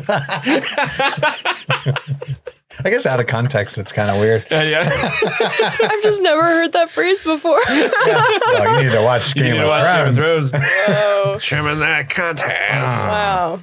Okay. And the honey is all mine. The town gets all spooky. The governor and Norrington are discussing marrying Elizabeth, and they're conspiring to get her to say yes to that, right? And then all of a sudden they're beset by cannon fire. Cannon fire! Jack recognizes the guns as the guns of the Black Pearl. They sound the timbre, Mm-hmm. I was thrown off by your decidedly British version of Jack Sparrow. I know those guns. Right on, in it. Beans and toast, those guns. Girls. I miss the Black Pearl. I miss her. So the pirates are now coming onto the beach of Port Royal, and it's like Normandy. Do what? Like Normandy. Yeah. Like D-Day. It's P-Day. Yes. Go on. But, we immediately see Will take action, and, he's grabbing, a hatchet from, grabbing all of his tools from the blacksmith shop. He's ready to fight. He's been waiting for this day. He's so ready to go. Life. Oh, yeah. He's the first one to kill one, I think. Well, we already know, like, from the fight scene with Jack, he's like, I made these, and I fight with them 3 hours a day. So when I meet a pirate, I can kill it. And so, he's here. Pirates. He needs to just jerk off. You know what I mean? I think someone at a convention asked the writers who the best fighters are in the series, and they said Will's the best fighter out of all the characters. Yeah. Oh, like a tier system. Jamie Lannister kind of situation where we're like debating. Okay. Will was the best, or I think they said Will was best. Norrington and someone else were tied, and then they said Jack Sparrow is Barbossa and Norrington are tied, but they said Jack Sparrow is the worst sword fighter in the series. Interesting. Is how they wrote him. And they hired him. He's huge because he's on Lord of the Rings at the time. Like he's like literally in between filming some LOTR movies, but he already knew how to sword fight. So that was like a big sell for hiring him. Like, oh, he's hot right now because he's the elf guy or whatever. No bow work. We don't have to teach him how to sword fight. That's another thing. Yeah. You think Vigo was out there with his horse on set? Like, I'm buying this one too. Fuck me, I guess. Anything for me to do, you know? Get out of here, Vigo. Yeah. He kills that little fucking bomb guy is so funny to me. Yes. The Rasputin pirate. Yeah. Like what his design is like, where's he from? What's his story? And he looks like he's coming out of a fucking haunted house. Like he's like, yeah, for sure. There's a little bit, some what are we calling it? Booty? Hidden booty. Booty. The I got some ass for you. The wardrobe department, they had to use, so I believe it's a fake beard that actor has on, and they're like putting they had to like, originally they were using like, I guess these real mechanics to make fire, and I guess there was like some issue with his beard kept catching on fire, something to that effect, so they had to like switch it out, but at all times his beard is on fire, and I love that. Like that is a pinpoint of that actor's character. Could that be an Easter egg to like Blackbeard? Because the real life Blackbeard was known to put like short fuses, at least in his hat, possibly, and have them sparking when he would terrorize people. That really? was like a big thing that apparently he did. You think he put any in his butt? Probably. Oh, I would. Boofing those wicks. Wick boofing. Like, think about it. You're impressing the lady. They know you're the iconic terror to Blackbeard. Then they pull your breeches off. They're going down south, and you get the tss and sparking. You know what I mean? Like, is it getting hot in here? I'm about to pop. I don't know why all my pirates are British now. Well, I mean, it makes sense. What's all this in? But they're like really like posh British is what's funny to me. Yeah. Hello, I say. But I do like that character because we, full circle. There's him and Will fight now, and then there's another he's scene Will's later. Arch enemy. This movie. Yes. But the movie actually kind of goes there a few times. Like there's all this silliness, but they straight up shoot the Swan butler right in the fucking face. It's kind of shocking, especially when you're a kid. Hello, chump. And the maid, so I think this is a fucking brilliant script, dude, because that maid convinces Elizabeth that they're there to kidnap her. You're the governor's daughter. Sucks to be you. But she's really cool to her maid. Like, she's like, hey, I'll hide. You can get out of here. I haven't seen you yet. If they're looking for me, yeah. And then she fights back with the heat pan. Like, Swan gets down, right? And I said, hello, puppet. For like a decade. Yeah. It was crazy. Like, to do drugs with me in the late 2000s was just a constant stream of L.O. Poppet, and it was probably terrible. And the coin like calls to them. She can't seem to hide from them because they know where she's at any given time because she's wearing that necklace, right? I would argue and say it's purely because, like, I don't think it's the coin. I think so she goes into that room and tries to get the swords because she thinks that she can, which is a funny fight gag. them. Yeah, it's a funny gag, and she realizes, these. I like how she's like down. Yeah, no, completely. Again, yeah, which is why she's a really likable character. But she realizes, these are like fucking fake, whatever. And she, I believe, tries to convince them that she went outside, because there's a moment where you look at them and it's above shot and the window is open. And so they look there first, but then they see the carpet has been disheveled, and so they're like, oh, she's in the closet where all the dishes are. It's hard. I don't know if it's the coin. I'm curious. Well, the camera does make a point to show the carpet, but like their actual dialogue is, he calls to us. I see. But like that's how they found Port Royal, not maybe how they found her. Sure. But I love that she knows she's a pirate nerd, right? Like she's been reading like obscure pirate texts. She's the Madison of this According universe. to the code set down by Morgan Bartholomew. Yeah. So she says, Parlay. And they're like disappointed by this. They were just going to kill her. Oh, darn it. And yeah, so she pulls that on. They have to, according to the code, take her to see the captain now. And Will sees Elizabeth being taken by these ruffians to the boat, so he's starting to panic. But then the dude he's already killed is back up now. What the fuck's going on here? Because he's Rasputin. You can't kill Rasputin. That's true. And he's doing that awesome dance. Rasputin, lover of the Russian queen. He does the wee dance. The just dance. Hell yeah. And then so Will gets knocked out. The cell next to Jack gets blown open, and then there's the guy like, my sympathies, friend. You've no manner of luck at all, which is funny because actually he's incredibly lucky, but it just like doesn't look like it. Yeah, I can relate to that, and like I'm bald, I'm pale, but like I get really lucky all the time. Yeah. And now Jack is not above trying to lure the dog to get the keys.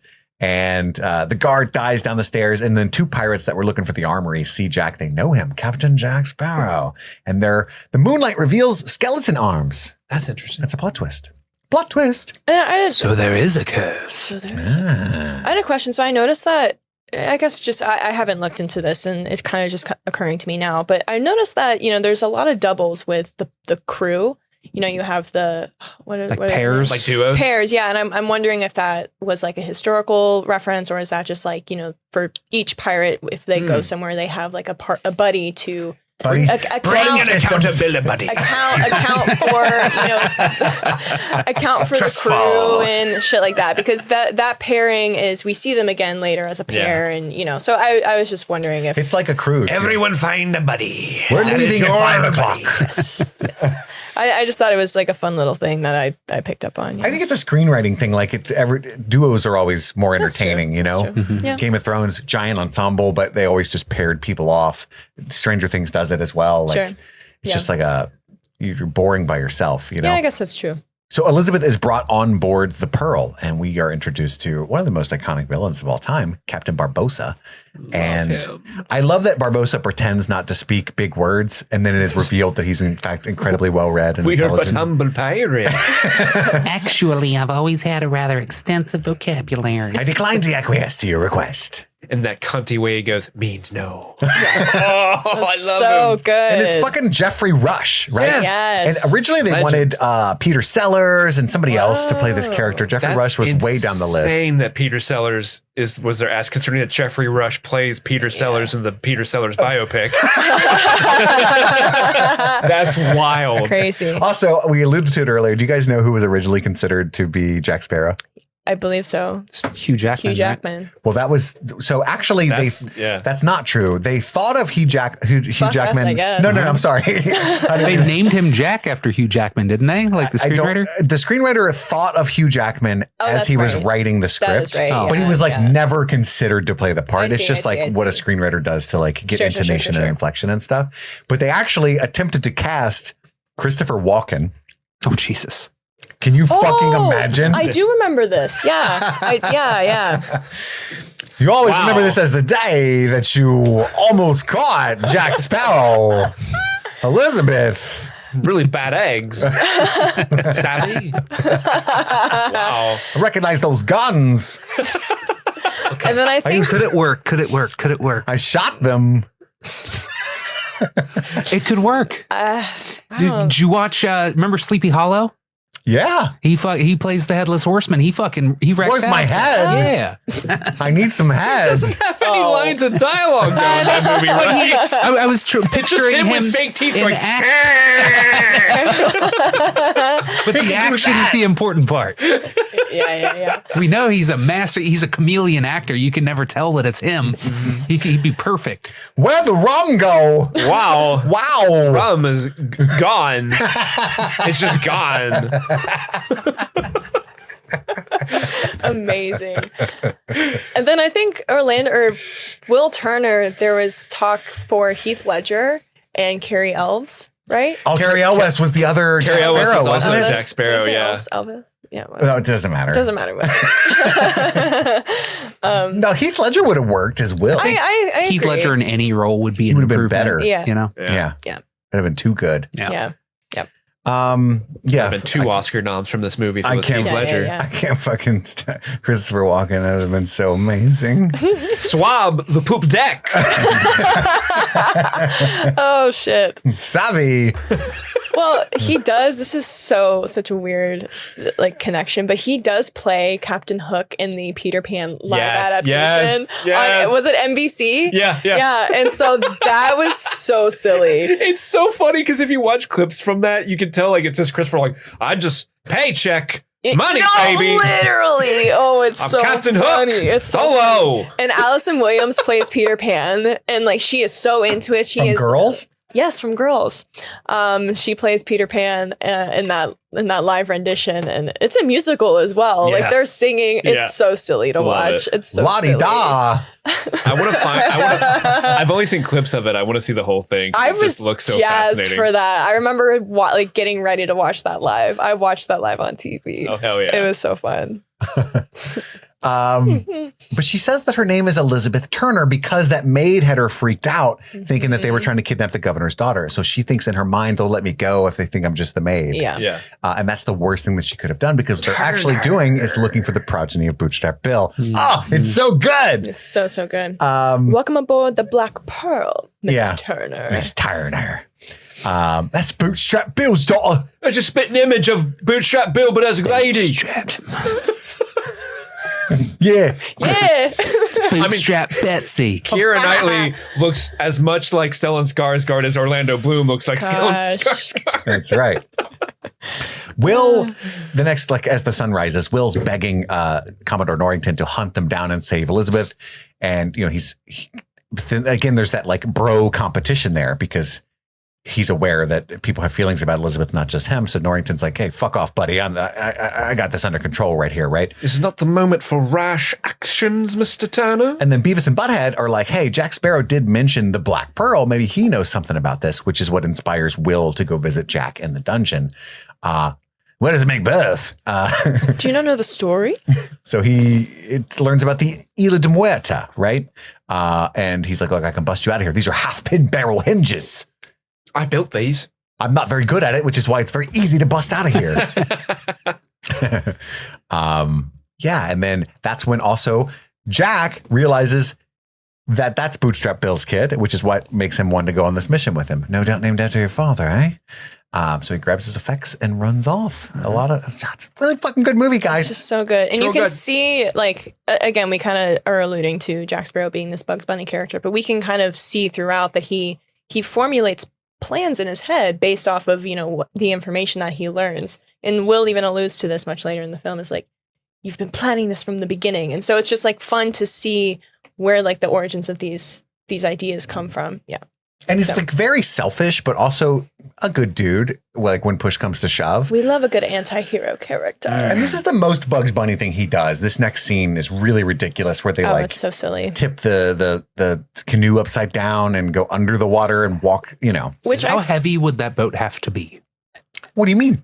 To keep not float? The pressure of the air down. I feel like it's impossible. It is impossible because I forget if it was Mythbusters that did it or if it was another like scientific group, but they did attempt to do that with like just two people. Impossible to do. Well, so like diving bells exist. That is a thing where you can bring air to the ground, but it has to be heavier than fuck. Well, you mean like the boat would have floated up with them? Totally. Oh, 100%. So the way that they accomplished this scene is they had two divers, they drilled holes in the top, they sunk the ship, and they're on the bottom. I don't think it's a pool, but it's so they're like, the ship is full of water. There's no air in that scene where they're walking. So they drilled holes in the top. They have divers in there and they're walking along. Like, I think it's a pool or like some deep section, whatever. But doing what they did, impossible to do. Yeah. I feel like they really mostly just did it to set up the go for a walk later and towards the end. A little bit of a underwater action. Mm-hmm. I like that. So a little nod to that. Yeah.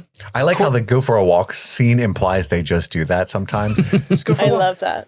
Yeah. Get your steps in 10,000 10,000 leagues. Take a walk. According to Mythbusters Pirate Special in 2007, this was in fact busted. They found that a boat that size would require over 1,000 pounds of extra added weight to take it down to the bottom. Mm-hmm. Humans my couldn't dick. do it. Yes. Yeah, your dick would have done the job. Mm-hmm. Yep. Mm-hmm. Mm-hmm. So they sneak under the water. And again, I love the idea that the difference between madness and brilliance with Jack is a very close relationship. And that's the idea with his character. They sneak aboard the Dauntless in what is a quite brilliant plan, whether it's possible or not. Avast! I love that Jack's like, you're embarrassing me, mate. The eye roll, like. We don't say that, mate. Savvy. And I think it's the first Savvy that we get, isn't it? Yeah. I think in this so. Scene? I think Savvy was improv by Captain Johnny Jack Depp. Sparrow. savvy. Norrington is informed that they're trying to steal the Dauntless. Very rash, Turner. I love how they introduce that. It's through like the spyglass lens, which I think is the first time we get that shot. The POV. Yeah.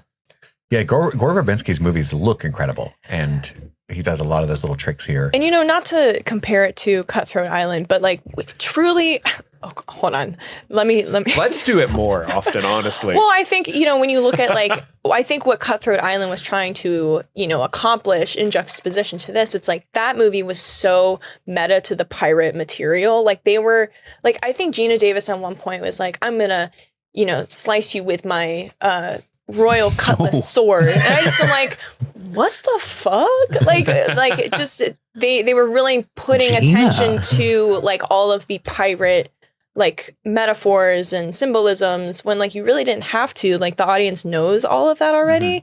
So I liked how they were incorporating these pirate isms, through but these the subtleties of like the cinematography and stuff like that, and not like making it an actual thing. You know what I mean? I think that's where Cutthroat Island, in a lot of other reasons why it failed, but I think that was a big one that I hated about it. I haven't seen that movie since I was a little kid, but you don't need to revisit it. I'm in pirate mode now. I got to tell you. Yeah. I got to tell you. I used to watch an iteration of Treasure Island with the oldest kid Muppets from Home Improvement. The kid who looks like Biff from Back to the Future. The old kid with like the rat tail. Yeah. He's like the star. It was like a Disney movie. I watched that like 12 times. Wait. So, what? I'm not picky with my pirates, all right? I've read pirate porn books and had a good time. So have I. I think I gave you the pirate porn book. I remember watching these really, really low budget pirate movies about these little kids and like talking to this like old grumpy guy that had this like weird pirate ship. I have no clue what the movie was called. It's like a very strange core memory I have. I think I rewatched them when I was a teenager and I was like, these are fucking awful. Yeah. Anyway. Sometimes they say don't meet your heroes. Yeah. Don't rewatch your childhood movies sometimes. But Cutthroat Island, I'm going to watch it just because it's a fascinating flop. And I'm digging into the history. But have a fun time. You are without doubt the worst pirate I've ever seen. That's how Norrington feels in this moment. Like he's trying to steal the Dauntless. They can't even crew that with only 2 people. Right. Dumb bastards. All right, let's take the Interceptor and go get them. But when they get over there, they board the Interceptor. They sneak over to the Interceptor once Norrington and his crew are on the Dauntless. They've disabled the rudder chain on the Dauntless, and that was their whole plan. Was they really wanted the Interceptor, and that was Jack's plan for getting it. Was to trick them into thinking he wanted the Dauntless. And I'd love that satisfying. We're like 50 minutes into this movie probably at this point because everything takes so long, but it feels like 10 minutes. And that guy's like, that might be the best pirate I've ever seen. So it would appear. It's so good. It's so satisfying. The payoff.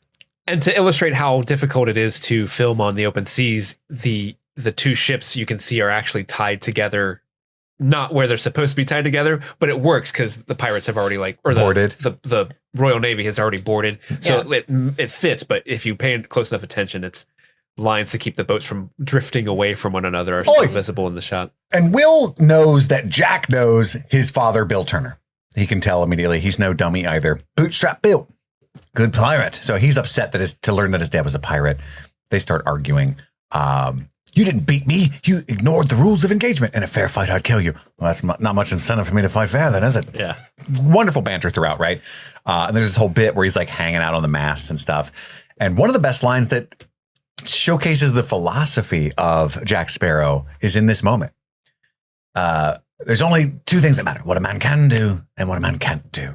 Right? Mm-hmm. And so then he goes on to explain that, hey, I can't pilot this ship all by my onesies, which, by the way, is an amazing way to put that. Such a good one. All by my onesies. Oh, it's so good. What a man can do and what a man can't do. And so he's a very practical person in his own, like, Keith Richards crazy ass way. Mm-hmm. I don't know. I just love his approach to life in general. Me onesies needs a twosies. That's right. You know what I'm saying? So we need each other for now. That's all that matters. You can be all butthurt like a little bitch if you want to, but we're aligned for now. Come on. Right? Let's go to Tortuga, which, by the way, I love saying that. Tortuga. So they're in Tortuga, which is a fucking wild place, right? It's just Red Dead Redemption 2's online mode. That's right. Scarlett and Giselle were introduced to, who both, there's this physical comedy bit where they always slap Jack as soon as they see him. I don't think I deserve that. I might have deserved that. And then they wake Mr. Gibbs. Love this. Don't you know waking a man while you're sleeping is bad? Everything's bad luck to Mr. Gibbs. Blast, I'm already awake.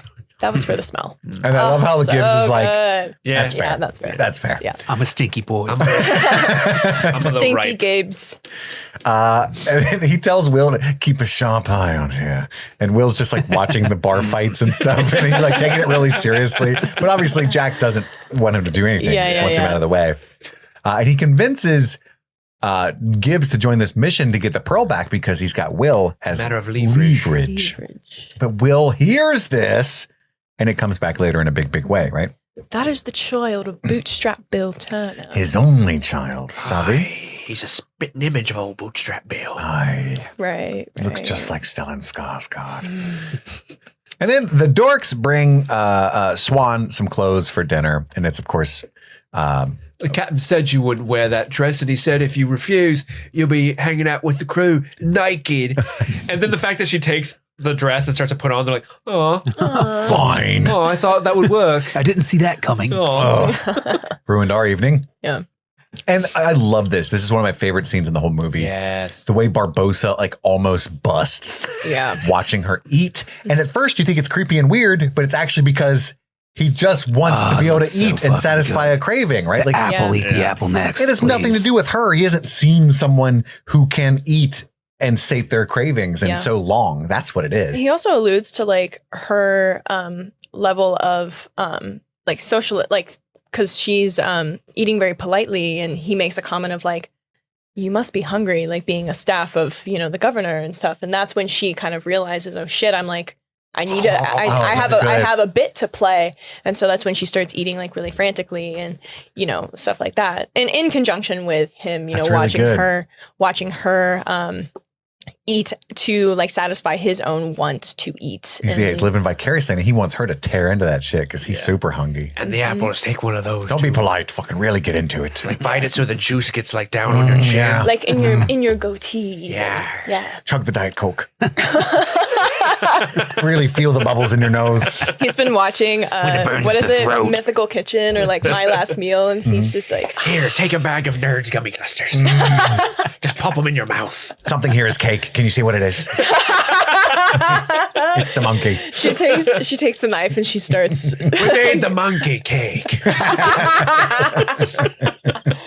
Oh, that's funny. Try the wine and the apples. And she takes it wrong. She's like, oh, it's poison. And he's like, oh, no, honey, no. I mean, to be fair, it's a really weird color. Oh, yeah. And he's giving her weird vibes for sure, but she just misreads the room. Poison. Can I tell you a story? Sure. I was like, what would be fun for our Pirates coverage is if I had a basket and got a whole bushel of apples and had them just here for y'all to partake in. And I went on, because I was ordering groceries online to be delivered. I'm like, I'll have the apples, please.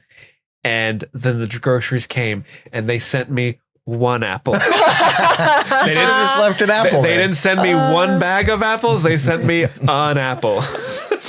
That's not going to slake our... Was it just like free roaming, like not even in a bag? No, it was just like, oh, there's the Granny Smith. Did you eat the apple? So bruised. No, I did. I haven't eaten it yet. So it's still up for grabs if you guys want it. Dibs. Dip it in some peanut butter, man. Yeah, we'll slice that shit. Yeah. That's my favorite snack. Peanut butter, Nutella, apple. Hell yeah. 100%. Nutella, I've never done that. Oh boy, you're about to be... You've never lived. Yeah. Surprise. B-U-S-T. But he tells her the story of the Aztec gold, the source of the curse, the 882 identical pieces. I hardly believe in ghost stories, Barbosa, right, is what she says. And I'd love... you best remember that for a really cool line in a few minutes. And obviously Jeffrey Rush is an iconic British actor. Compelled by greed we were. Oh, it's so good. We're consumed by it. The food turned to ash in our mouths, and all the pleasurable company could not slake our lust. Jerking off, we can't come no I feel more. nothing Not the wind in my face or the spray of the sea, nor the warmth of a woman's flesh. You best start believing in ghost stories, I can't even feel when Pagetti slaps my ass. It's And he gives the best. Rigatoni and Pangea. I love hanging out with those two. You're in one. Such This a bitch good don't know about narrative. Pangea. It's so good. And him walking into the moonlight and turning into the skeleton, undead pirate he is. And they're they're doing their pirate duties, like choreographed to the music. Dun, dun, So dun, dun, dun, good. dun, dun, dun, dun. Gosh. They've been practicing their routine for years. She's coming out. She's coming out. Even the monkey's Be undead. cool. Yeah. You know, we get this. This is a huge reveal for the audience. It's such an iconic moment. And when you learn like the mechanics for how they, interpret it, like how they got the actors to be like capturing the undead pirates is they had every actor do everything twice, like or maybe that was during the fighting scene, but essentially it's like they have them do it when they're like in costume, and then they also do it like with the mocap suits on. Yes, and then I think they did it where they weren't even there to kind of like fill in empty space in the fighting sequence. But I think also here as well when Elizabeth is on screen as well. Mm-hmm.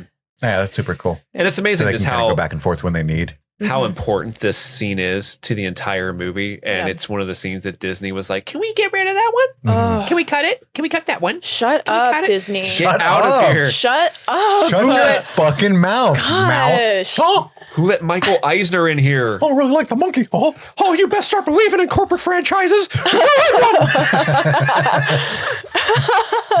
Amazing. you owe me money for Binsky. God, they wanted to cut this scene? You're serious? Yeah. That's crazy. Wow, that's wild. It's February 2026, and while the shortest month of the year may fly by, our gratitude for this community runs deep and wide. We are constantly energized by what's ahead and grounded by the people who have made it all possible. So we want to take a moment to thank and recognize everyone who supports us on Patreon. Whether you're a longtime supporter or just joined us recently, you're part of the engine that keeps this show a-moving. And of course, we got to give a special thank you to our super patrons, those of you who contribute $25 or more each month. So let's give a heartfelt thank you to Aaron Armstrong, A.K. Ashley Ray, Albus Stinkpot, Alexis Adler, Anthony Corona, Anthony Powers, Lothpum, Brett X, Brianna Williams, Kaylee Sampson, Charlie Friday, D?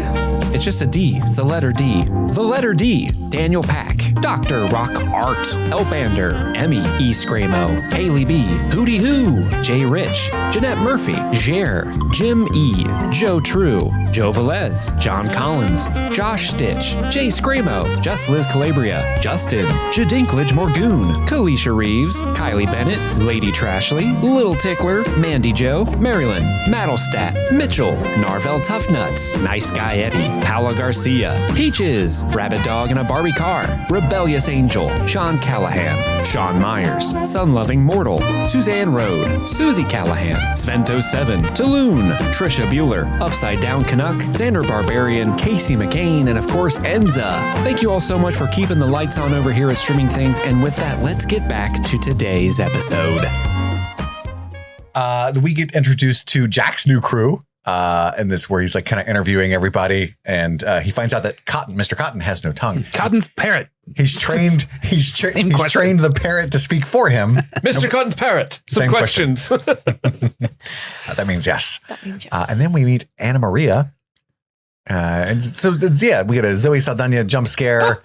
And then I totally forgot she was in this movie, by the way. Yes. So when she popped up, I'm like, no shit. No. Well, she was not the woman she is today. Right. And Correct. during that. So it's kind of one of those, whoa. But apparently she had a real rough time on this movie, mostly because of the poor management is what she credits towards, like the long days. And so she almost quit acting. And I think her next movie after this was The Terminal, Steven Spielberg's The Terminal. And she said the only reason she keeps acting is because she went from this movie to The Terminal. And apparently The Terminal was like a well-oiled machine and was really great to work with. And it's Spielberg, right? But also the whole thing's in an airport terminal. Right. A controlled space. Yeah. Lots of snacks. Yeah. But apparently that was her like, okay, maybe not all movies are Pirates of the Caribbean. And years later, Jerry Bruckheimer met her on like some red carpet event and like took her aside and was like, hey, I'm real sorry about how that went down. Because he was the manager, Yeah. But And but she appreciated that apparently. She's not even in much of the movie. No, she's not. She's Just really a not. couple brutal days on the beach But there. I feel like her character in the film is pretty, like, there's a force there with her character. Oh, for sure. Yeah, which I really enjoy. I wish there was more of her. Honestly. Yes, Feels I agree. like she is a subplot that got cut. Is that not the case? A little bit, but I You don't stole know. my boat. You'll have that one. And like, that's it. Well, I think we can. We are. But to there's all understand- kinds of little allusions to his past that we don't see, so I didn't think anything of it. Well, I'm to understand that, like, that's her connection to him is he like That one. he Okay. like womanized her in a sense of like getting, like, that's how he got the dinghy boat that is Maybe what that he- boat or maybe another boat he wrecked. Another Yeah. boat, yeah. I interpret it as, that was the boat that he took into Port Royal, and who we saw, like, what the boat we saw him ride on at the very beginning when we meet him was her boat. Oh, It could like have that. been. It could have been another boat. I have no idea. Hopefully she had a better boat than that. I would like to think. You but- stole me dinghy. Yeah. ding, ding. I liked it, you know. My grandmother gave me that dinghy. It's a family heirloom. And Will offers like, hey, we'll give you another boat. How about that one? That one, you know, because he doesn't want to give up the Interceptor. It's bad luck to bring a woman aboard. Mr. Gibbs is still harping on that. Sexist piece of shit. But then they immediately fight through a mighty storm.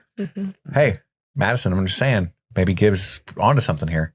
Maybe that storm wouldn't have happened. Maybe if she was driving the boat, If there was they more- wouldn't have gone into a storm. Maybe if there was more dicks on that boat, less storms. Yeah. There's no problem I guess that a we'll dick can't never. solve. I guess we'll never know. It's so true. Madison, I'm glad you're here. Yeah, me too. And then we get the line, the compass doesn't point north, but we're not trying to find north, are we? What does that compass do? I hope we find out before the sequel. And Elizabeth and the gang arrive at the Isla de Muerta. And this is where, in the mix somewhere, there's like some intercutting there, but Will finds out that Jack was the captain of the Black Pearl. And maybe that's when the audience finds out. I don't know. I've seen it so many times now. It's like, I think that's when it's confirmed. Yeah. because he's Yeah. like, I recognize those guns, that kind of Yeah. stuff. I don't know. I just did Jason Statham, who would have been an awesome pirate, by the way. I'm not that pirate anymore. I'm not that pirate anymore. I used to be a beekeeper. Give me that booty. It's a kraken. Oh my God. I got a little, damn, I'm all over the place. Oh my God. I'm going to pull you off. Oh my God.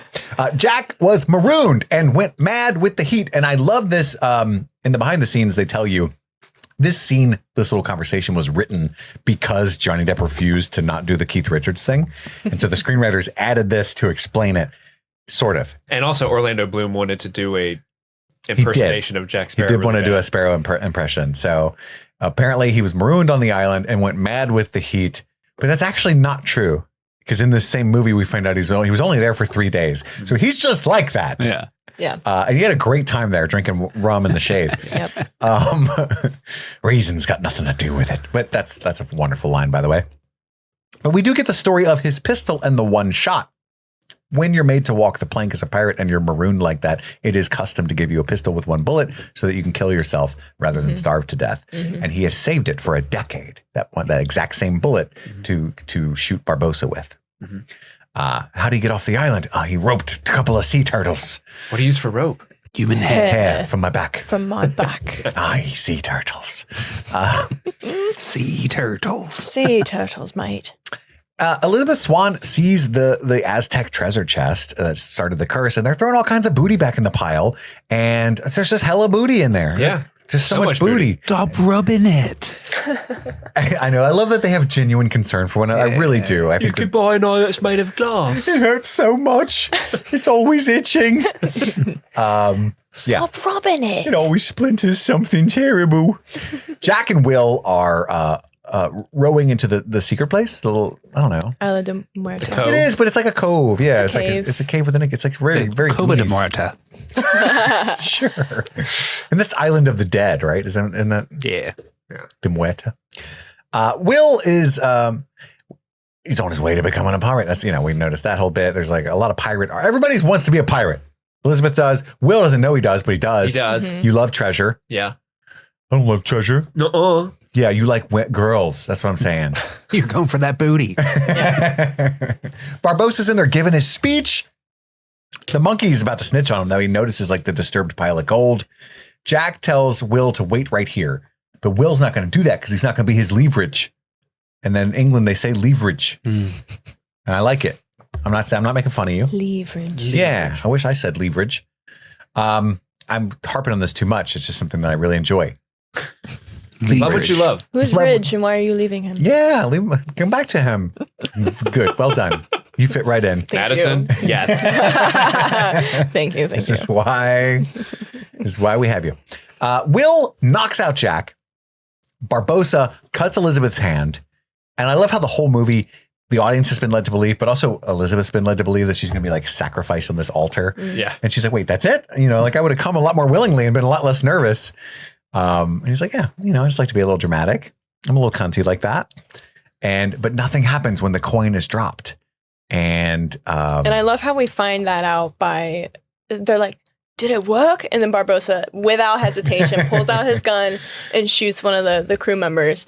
Doesn't die. And he's like, You shot me. But it didn't work. Yeah. And we find out that she's not, or she reveals that she's not William Turner's daughter. Was your father Bill Turner? No. I was a stinker. He. And she takes the coin back and he slaps her. Yeah. She falls down to the bottom of the other pile. Side of the booty pile. By the creek. She's on the back of the booty. Yeah. And Will just sneaks on up. Hi. We see a boat with people from Disney riding along the water next to her. Ooh, photo op. It's a big part of the ride too, like the little booty cave. And there's like a potential mutiny here against Barbossa, and the crew everything sucked real bad since you took over. It was you that sent bootstraps to the depths. It is. It was, rather, is what I meant to say. I conjugated that poorly. You fucking idiot. But then he notices Elizabeth's gone with the coin, which is their hope, right? Mm-hmm. So they all run to find Elizabeth. But the oars have gone missing, which is probably Jack's doing. So they can't row out and chase him on boat. I thought it was Will and Elizabeth that took the oars because there's. It might have been. It is. They're throwing them. There's a trail of them leading back to the boat. Will's a smart guy too. Mm-hmm. Clever boy.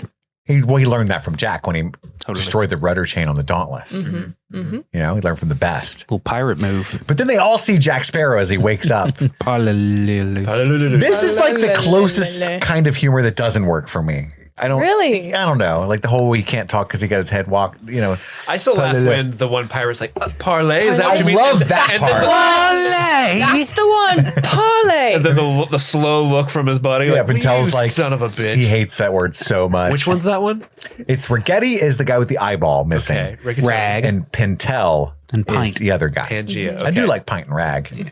Oh, I hate whoever invented parlay. That would be the French. That is a good joke. That's good. Elizabeth boards with Mr. Gibbs and the crew. Where be Jack? And they keep to the code. Gotta keep to the code. Fuck him. That's what the code is. Leave every man behind. Literally. Every kid left behind. Yes. Pirate school is just everyone's getting left behind. Mission accomplished. And then we cut to Jack's parlay with Barbossa, and his leverage is that he knows whose blood he needs. And Barbossa, I love the dynamic of those two characters. He obviously resents and hates Jack, and obviously Jack is very upset with Barbossa as his ex-first mate who betrayed him. Mm-hmm. But Barbossa constantly, he never doubts that Jack is tricking him 100%. Like, he's like, you probably do know whose blood I need because you are a smart motherfucker. Yeah. Right? Yeah. I know that you have a plan I won't like, but you do also have the info I need because you are a smart dude. They're such a great duo together. Bugs Bunny looking ass. And then Will and Elizabeth, they're having a moment here. There's some yearning. He's patching her cut. And there's this weird moment where she's like, stop cleaning my cut. Yeah, it hurts, but don't stop. Don't stop. Like, why are you? What do you mean? This cut's real dirty. He's like, it's already clean, though. I don't Here, take this candle, pour it on me. And then she gives him his necklace back, and I think he's disproportionately upset about this. I agree. Yeah. You Why fucking did you take thieving it? ass bitch. I know. You're rich. You stole from me. I think it's a combination of him coming to terms with the fact that he does. This is where he comes from. This is his legacy. I'm a pirate. But I'm so sad about being a pirate. Him slamming the medallion down on the table. I'm like, fucking bitch. Like, come on, man. Come on. You ruined it. Yeah. I'm a simp because I would have just been like, that's fine. You can have it. Yeah. Yeah. You want it? Yeah. You want it? I was going to give it to you anyway. It wasn't your blood they needed. It was my father's blood. My blood. The blood of a pirate. And he runs off. I need to go to my happy place. No one understands me. Jack negotiates with Barbossa, and they end up, they're approaching the Interceptor. Jack wants to do it peacefully. He's like, why don't I just hop on board? Bob's your uncle or whatever. That's the attitude that lost you the pearl. I don't understand you're going to leave me with a name and a word, and it's the one I need. And so their whole bit is, I'll leave you on an island. I get the pearl and I'll shout, which wouldn't help him at all. Will Turner, you know what I mean? But that's his idea. Is like, the name of the person whose blood you need. Gotcha. He can't tell him the person until he has what he needs. So that's they're trying to figure out I get it. how to exchange their services, right? Yeah. The Pearl, by the way, is apparently faster than the Interceptor, the fastest ship on the seven seas. So that was poorly advertised. That hot, nasty speed. Well, we eventually find out this is a magical ship from Davy Jones. Mm-hmm. Who'd have thunk it? How many horsepower? Yeah, 7. Probably 8. That's pretty good. You ever think about, I don't know why I said it that way. You ever think about when they say like a ship is fast in these old pirate movies and stuff? Like what? But if you're like on the beach, it's like, oh, fuck, it's cooking. Yeah, it's like, right. Probably not going that fast. By frame, yeah. It might get here tomorrow. But then again, like if you watch like Moana and stuff, Moana. those sailors do be looking like they're cooking. Yeah. They're doing the whole like they're leaning and stuff. Mm-hmm. Sure. I don't know. I just wonder how fast they're going miles per hour wise. That's what Jack should be doing. He should be lean sailing. It's different kind of boat. Yeah. But it is cool. Like, honestly, legitimately, no joke. I don't like ocean scares me. You know what I mean? Oh, for sure. But sailing is so fucking sexy. Oh. And like crazy difficult looking. Like there's so many ropes. I'm like, how do we even invent this? Like the nautical aesthetic is lovely. Like when they're lovely. when they're still sipping and zipping around. It's so impressive. And like people sail to like rich people sail like for funsies. And like that's really like crazy, like the way they like duck under the sticks that are flying and shit. I don't even understand it, but it's like, damn, get it, girl. I would definitely just be like sitting there like, whoa. You want to hit this? Make the boat do stuff. Cool. So apparently in the 17th and 18th century, the average speed of a boat like that would be between 5 and 8 knots, which is roughly 5 to 10 miles an hour. Damn, cooking. Under perfect conditions, they could reach speeds as high as 12 to 13 miles per hour. Wow. That's crazy. We've got the wind. But I mean, they're going through like, it's tough. But it's funny tough. when you think like in this movie, but also in other movies when they're like chasing each other, like they're on us, Captain. In about 3 to 4 hours, they'll be a little closer. They're out of range. Shit. Yeah. We've been chasing them all day. Yeah. Life was slower then. It was. No TV, no iPads, just people living in the moment. No games on their phone. Exactly. None. But the Pearl is faster. It can go 13, 14 miles an hour. God damn it. So they start lightening the load, throwing shit off the boat. Like, oh God, panicking, right? Anything we don't need. But that plan doesn't work. And throughout these movies, they do have like Elizabeth try to like, not try to, she's very effective. But like, it's interesting, but she's like, she takes charge and like has good ideas and stuff. And like crazy. Well, not because she's a woman. Right. She has she's never been on a ship before. And she's like, I've got the fucking maneuver. Maybe from her pirate book or something. Hey, sometimes you need an outside perspective. Yeah, I think she brings like, a disruptor. Yeah, she brings like an alternative idea. From corporate speak. Because is she the one that references like putting in the silverware? Or is that, I can't remember who. That's Will. Will, okay. But she does like the whole drop an anchor to starboard, and like it's like you're daft like Jack. Exactly. Jack. Which is actually important for her character in later movies. But also it's such like it's not like a crazy thing she made up. It's when it cuts to Barbossa, he's like, they're club hauling. How'd she know the move? That crazy son of a bitch. Like, it's like a hardcore, obscure, dope ass move. Yeah. And what I'm saying is, not because she's a woman, I just feel like she's been reading about skateboarding her whole life. Yeah. And then she shows up to a skate park and throws a 900. Yeah. And everybody's like, whoa, you know? Yeah. Can't believe you tried it. She's the spitting image of Tony Hawk. Bob Burnquist. Yeah, it's just some dope. Let's drop an anchor on the starboard side. Which the starboard's left or not? I don't Starboard's know. right. Fuck. I had Left is- 50-50 chance. Left is port. Port. Ah. And then fore and aft. Yeah. Fore aft. I don't know. I just know left and right. Port, starboard. Port, Interesting. starboard. What's top and bottom? Will and Elizabeth. The way Will's the bottom. It's Yes, for sure. for sure. Pegging the shit out of that dude. Which, you know, respect. Stop blowing hose in my friend. Ship. I love the bit because, you know, he's in the brig and they're shooting back and he doesn't want the Pearl to get hurt. Stop blowing holes in my ship. Dude gets a fork in the eye. That whole bit. Yeah. This time, Jack does get lucky, and one of the cannonballs kind of breaks open his like lock door, so he's able to get out of the brig. He's free. Jack is free.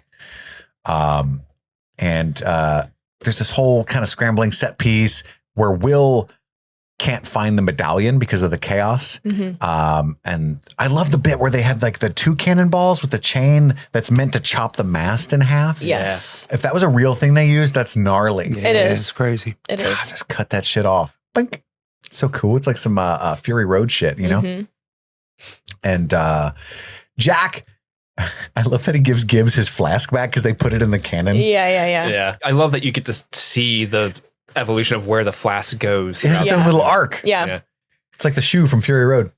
And I love the shot when they do change the main mast and it falls down and Barbossa just kind of like stands as it falls behind him. It reminds me of that famous Buster Keaton shot where the barn door falls on him and he's standing in place. And he's just triumphantly like, I'm cool as fuck. I'm Jeffrey Rush. Yep. It's a great bit. And the monkey has so much faith too. I guess it helps when you're immortal. Yeah, that's You're like, hey, worst comes to worst. It's just really embarrassing. Yeah. Yeah, but a lot of stuff happens at once. The monkey gets I'm trying to blow through this because we're running late as hell on time, but the monkey has the medallion. Thank you, Jack. Jack ends up saving Elizabeth because she's about to get killed by that pirate. And he's like, hey, not nice. She's a lady. He's Don't a good you man. do that. That's not very nice. And Will is trapped below deck. Elizabeth realizes that. But then Jack, after he saves her, he sees the monkey has the medallion. And he's like, hey, monkey. And he ends up chasing it all the way to Barbossa's feet. We named the monkey Jack. Thank you, Jack. Oh, you're welcome. Not you. And then Will is swimming below. Will! And they like the fear they're going to blow up the ship, and it looks like he dies, but they don't. I assume he swam through a cannonball hole in the bottom of the, whatever. Yeah. Little holes down there, especially during the fight. Sure. He got out. He's a sneaky boy. They blow up the interceptor. Will's only thought dead for mere seconds. He climbs aboard as they grab Elizabeth. Call an ambulance, but not for me. Actually, yes, for me, because I'm going to kill myself. Yeah, and Will puts the gun to his head. He realizes that he's the one that they want. My name is Will Turner. He's a spitting image. I've been shot Bell. I knew it the whole time. And Jack is like, no. He doesn't want him to reveal himself because that's his negotiating That's his piece leverage. to get his leverage to get the pearl. I love how the eunuch joke comes back like 3 times. It's a reoccurring joke throughout the whole film series. But I love when Barbossa's like, name your turn. What are your turns? Elizabeth goes free. Yes, we know that. like just the eye roll, like This fucking guy. Yeah. I love how much they respect a good negotiation. Yeah. And that they will honor what they agree on. I love that bit. But I love how litigious. Don't impugn me, honor boy. I love how litigious all the pirates are. Like the way, like, you didn't necessarily state the when and how. Like they're very litigious, and I love that about them. Yes. Future lawyers, all of them. Yes. The Kelly Blue Book value on this ship. Elizabeth goes free and the crew, and Jack's like, me. I mean, pirates famously, like, historically created a, like, democracy on ships. So it's like, I think they're definitely leaning into that. Or at least I like to think that they are leaning into that historical element. They were doing a whole thing all the time. They were. They had a whole society. Mm-hmm. Yeah. But then suddenly they're making Elizabeth walk the plank. Classic. He demands his dress back before she jumps. Still warm. I've been needing that dress back. How does he know? I know what. How That's does he warm. know I know he it's still can't tell warm? warmth. He's just making funnies. I think he's just saying it. Mhm. I think I can infer. It'd be worm still.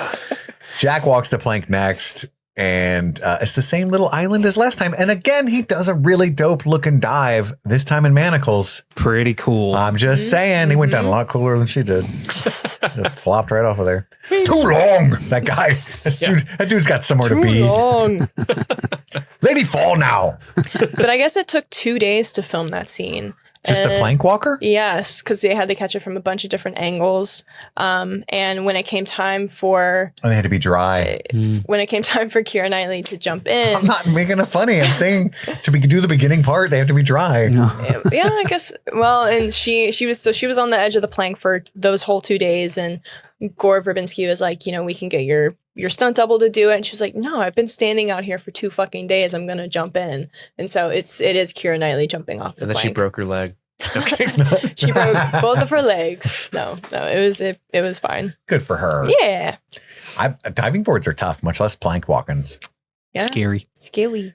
Yeah, Andy was a swimmer, on the swim team, but I've only jumped off a diving board a couple of times and I hurt myself both times. There's a rhythm to it. Yeah. It sucks. Yeah. Scary. Nobody taught me. I was just a poor kid. I'm like, I'm going to go jump on the board everybody I always see on the movies. Gravity, take the wheel. Fuck. My back. Like, immediately. This shit's bouncy. Yeah, but not at like the time you would expect. You know what I mean? Yeah. I'm like fighting the bounce. You get it. The fog bounce. It hurt. It fog bounce. It'll be one pistol as before, and you could be the gentleman and shoot the lady. Because Jack tries to get 2 pistols out of that. I thought that was a great line. Yeah. But Elizabeth's like, hey, we can just escape the same way you did last time. Where are those sea turtles at? He's disappointed because he knows what happened last time is not going to work again. He got lucky. Yeah. And it's a like rum runner island. I was here for 3 days. I got drunk. It was fucking awesome. Just sat here and drank pina coladas the whole time. Yep. And so she lists his exploits like, you're that fucking guy, right? And he's like, a lot of that's exaggerated. I'm probably not that guy, right? So she hatches a plan to get him drunk.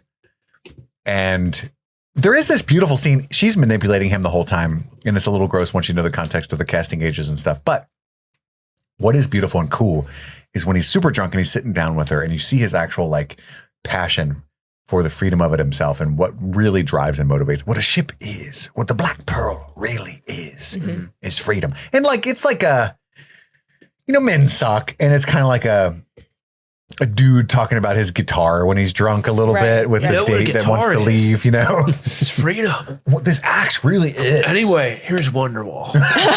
Exactly. The sea is life. Fuck you, Steve. But then he passes out. He wakes up to find all of the rum burning and all of you burn all the shade. Why is the rum gone? Why is the rum gone? It's so funny. So good. Why didn't you save one little barrel? It's so fucking good. I love that he pulls this gun on her. Yeah, like he's thinking about it. And then he storms off and he sees the Royal Navy because she's like, I'm going to make a fire. Yeah. Everyone's looking for me. They'll be here. He's like, that's not going to work. He just wasted all the rum in the shade. Yeah. It only goes like 12 miles an hour. We're going to be here for a fucking month. Yeah. And then he sees the Navy's actually showing up and that her plan worked very quickly. And just the way he goes like, there'll be no living with her after this. Yep. Exactly. Yep. We ever get in like an argument with your partner and then like it's quickly revealed that you're the one that's wrong? And it's a bad feeling. Like every day. Turn left. No, straight is faster. And you turn left. And then like the restaurant's right there. And it's like, well, fuck. I don't even want to eat anymore. I kind of want to die. That's port, milady. That's right. That's not left. That's port. That's right. And then her father says, hey, you need to return to Port Royal immediately. And she's like, no, wait, we got to go save Will. Who? Like, exactly. The poor. Elizabeth's like, look, I'll accept your proposal. It'll be a good wedding gift to me if you save Will. So she... A weird gift, but okay. Save my boyfriend. Drinks Save all my around. boyfriends, please. Yeah, get my side piece and I'll marry you. I love weddings. Drinks all around. Deal. Dorrington is down bad. He just wants to win the love of this woman's heart. He does actually care for her. It's quite sad. Quite sad. Will gets to talk to the crew like about his father, who he might be. Papa Bootstrap didn't like the mutiny. And so what happened was Barbossa strapped a cannon to Bootstrap's bootstraps. And that's terrible. That is terrible. Why they call him Bootstrap. To be an undead It's like person who can't die being forced to be under the crushing black of the sea. I don't know. I don't remember when the comic book was written, but there's a movie on Netflix called The Old Guard with Charlize Theron. Have you guys seen it? No. It's really, really cool. They're immortal, but they don't know why. So Charlize Theron's been alive for like 2,000 years. And she has a crew of like 5 people that are also immortal, but there's one kind of randomly born throughout history. So some of them are only a couple hundred years old, blah, blah, blah, blah. Right. But they're like a superhero team that their only power is like they can't die. And so it's really cool. Anyway, but her friend, she's a lesbian, and her lover, I said her friend. Her special friend. Her roommate. Her roommate. And Charlize Theron's friend. During like the Salem witch trials, they put her in a box so they couldn't kill her. They tried to burn her and stuff a bunch of times, and they just put her in a box and put her in the ocean. And I thought about that ever since I saw that movie. Like, oh, that's fucking worse, dude. Yeah, like, that's like she's just drowning over and over for centuries. And then, but when I watched this movie with that Old Guard context, I realized that that's what was happening to Bootstrap for like the first time. And I was like, oh shit, that's crazy. And I wonder if they stole that from this because this is Bootstrap's older. not in the movie. He doesn't have a presence in this movie. Yeah. You can be like, oh, he's dead. Right? You just think that. And Right. not that he's like, as they're telling him this story, oh, your dad's in the ocean somewhere. Living an awful life, probably. In pitch dark, probably, just at the bottom of the ocean. That's dick, dude. All because he didn't like that they mutinied against Jack. Yeah, he was just... Yeah, he was against it. If this motherfucker won't shut up, I swear to God, I'll do it, Gibbs. We're going to bootstrap the bootstraps. Jack is trying to convince Norrington of the proper plan, right? He's always got plans on plans on plans. They end up locking up Elizabeth in like the captain's quarters. They don't believe in the curse. Oh, mermaids. Which, fuck that guy. Yeah. That guy's so annoying. I love how I think it's Pintel and Rigetti that are telling Will, like, oh, he's just going to slice your hand. Like, I don't know why you're being so nervous. Now this time we're going to slit every drop of blood in his body. Oh, I guess there was reason to fret. Oops. And then Jack pushes his way to the front of the crowd. Like, excuse me. I love this bit because Barbossa's face. Look, yes. What? Impossible. Not probable. So fucking good. And then he tells them that the HMS Dauntless is outside. Like, hey, I wouldn't get rid of the curse just yet because then you're going to get murdered by the Navy as soon as you walk outside. So fight them while you're still immortal and then come back in here. And again, it only works because Barbossa's like, he's a piece of shit. He's got something up his sleeve, but he's not a liar. You know what I mean? Like, fuck. I tell the truth all the time. That's right. Comic viewers, quite surprised. People are surprised every time I do it. Yeah. And then Norrington's not quite doing Sparrow's plan, unfortunately for him, because precisely because Sparrow said it. Yeah. So they're out in rowboats. And this is where Jack pitches the idea of Commodore Barbossa. I'll sail the Black Pearl, but under your banner, and you can be the Dauntless guy, dude. It'll be dope. I'll buy you a hat. A real big one. I love that Barbossa, if you look, he like looks up at his own hat, like, what's wrong with this one? It's pretty big already. But he's a little insecure about it. Like, do I need a new hat? It's really funny. I was told it was the biggest. And during this conversation, eventually, Jack palms a coin. Yeah. And the movie really makes a meal. Yes. Of the coin palm. But I guess, you need to, it's like the strings in the dogma and the fan, you know? And I can't tell if in this moment Will sees this and he is understanding what Jack is doing and is like going to play and lean into it, or if he's like immediately like, thief. You've been planning this from the beginning, like, you piece of shit. What if he was too honest and ruined it? Jack stole the coin! Roll the credits right there. I think that I took it as he understood what Jack was doing. Okay. Like, no matter what happens next, they're not going to break the curse when they think they will. Sure. We are controlling it. honestly, this is one of the best endings of all time. On this rewatch and studying like the script and stuff, I was like, this is fucking brilliant. This is so good. The way that they you wasted your shot. And learning about how originally this whole final set piece battle was way more complicated. It was too complicated. And so they simplified it. But there's a bit where when Sparrow throws the coin at the end, after he cuts his blood, puts it on his coin, throws it to Will to like do the double coin droppy. That was all added in pickups. Wow. And so initially Will only dropped his coin. The solution to this whole movie wasn't as cool as they originally made it. They realized it didn't work.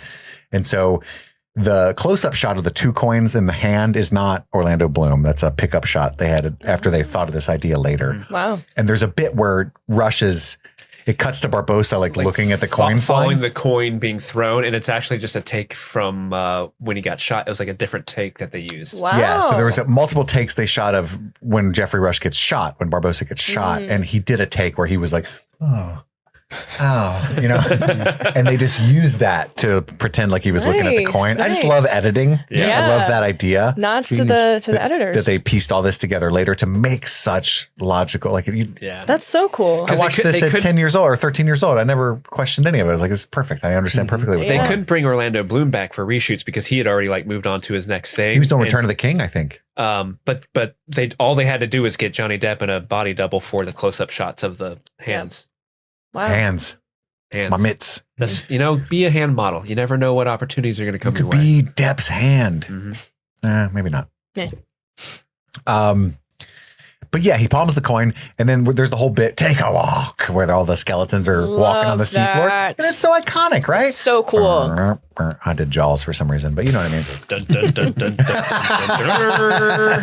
And like, we as the audience don't actually know what that means until it's revealed, and you just see, I think it's a wide shot of all of there's just people underneath the boat, and you see, is it the bow of the ship? Yeah. Wait, there's bow and stern. Now we got to, what are those? The bow is the bottom, right? It's the bottom. Yeah. What's the stern? It's the Will Turner. I think the stern is the bow. That's right. I don't know. I just know port and starboard. I don't know.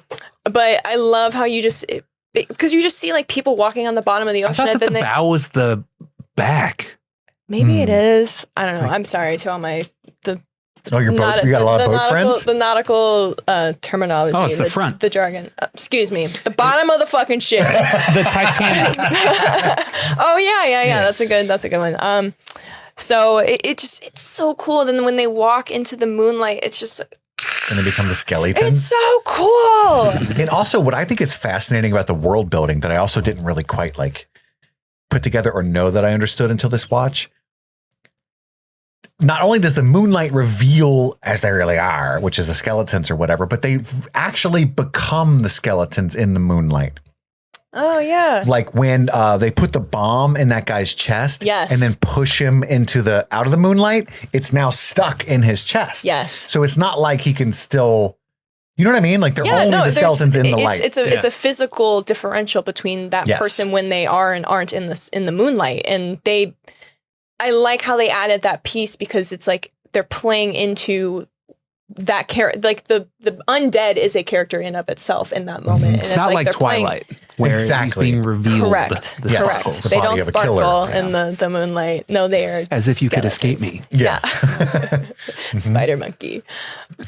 Jack the monkey's like, that's Bella. Yeah. This is just like the Greeks done at Troy. Except they had horses in dresses. And wearing dresses. Yeah, they're love that bit. Also, so random. Why, like, the Royal Navy is not suspicious of that at all. They're in the middle of nowhere. Yoo-hoo.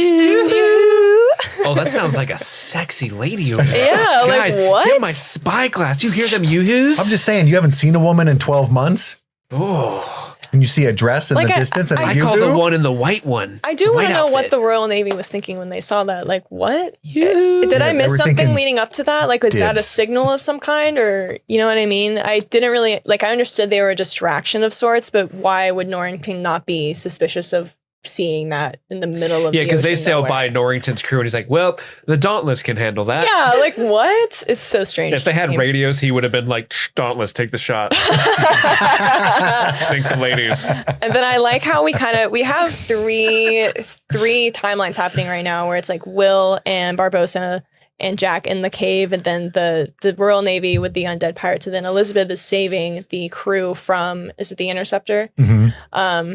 And all of that is happening at once. Oh, where was I going with this? It's just fucking dope. Yeah, You're just saying it's three sick. different things. It's the weaving. Yes, the weaving of all of these three crazy things happening.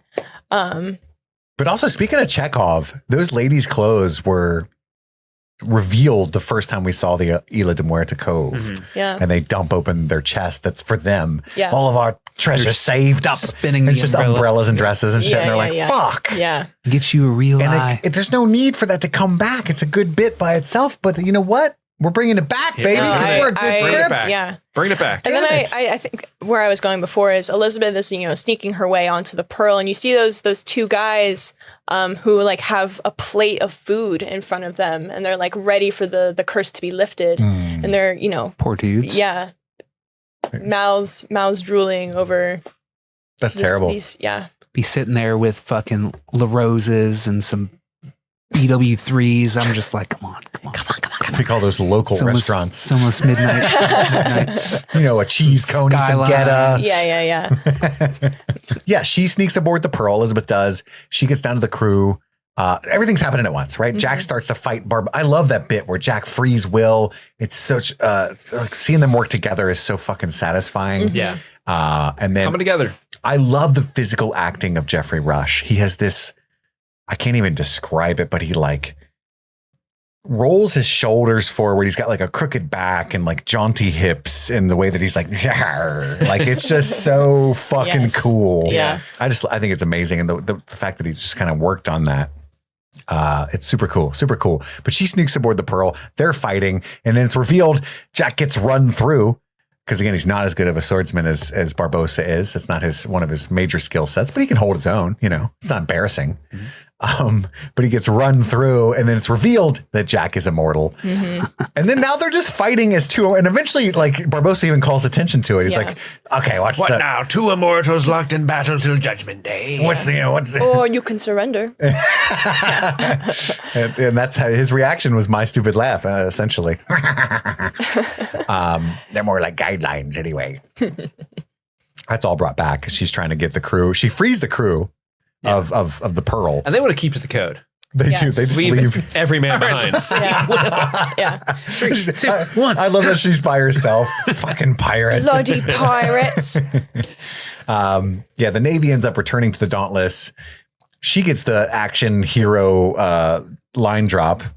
You like pain? Try wearing a corset. And it's delivered in that Keira Knightley way. Corset. Yeah. All teeth. You know what I mean? Yeah. Corset. Corset. Try wearing a corset. Yeah, try it. Try saying this. Can't do it, can you? Jack's on their side at the moment, right? Yes. And anyway, I think this ending is fucking beautiful. The way he throws the coins, the bing, the boom.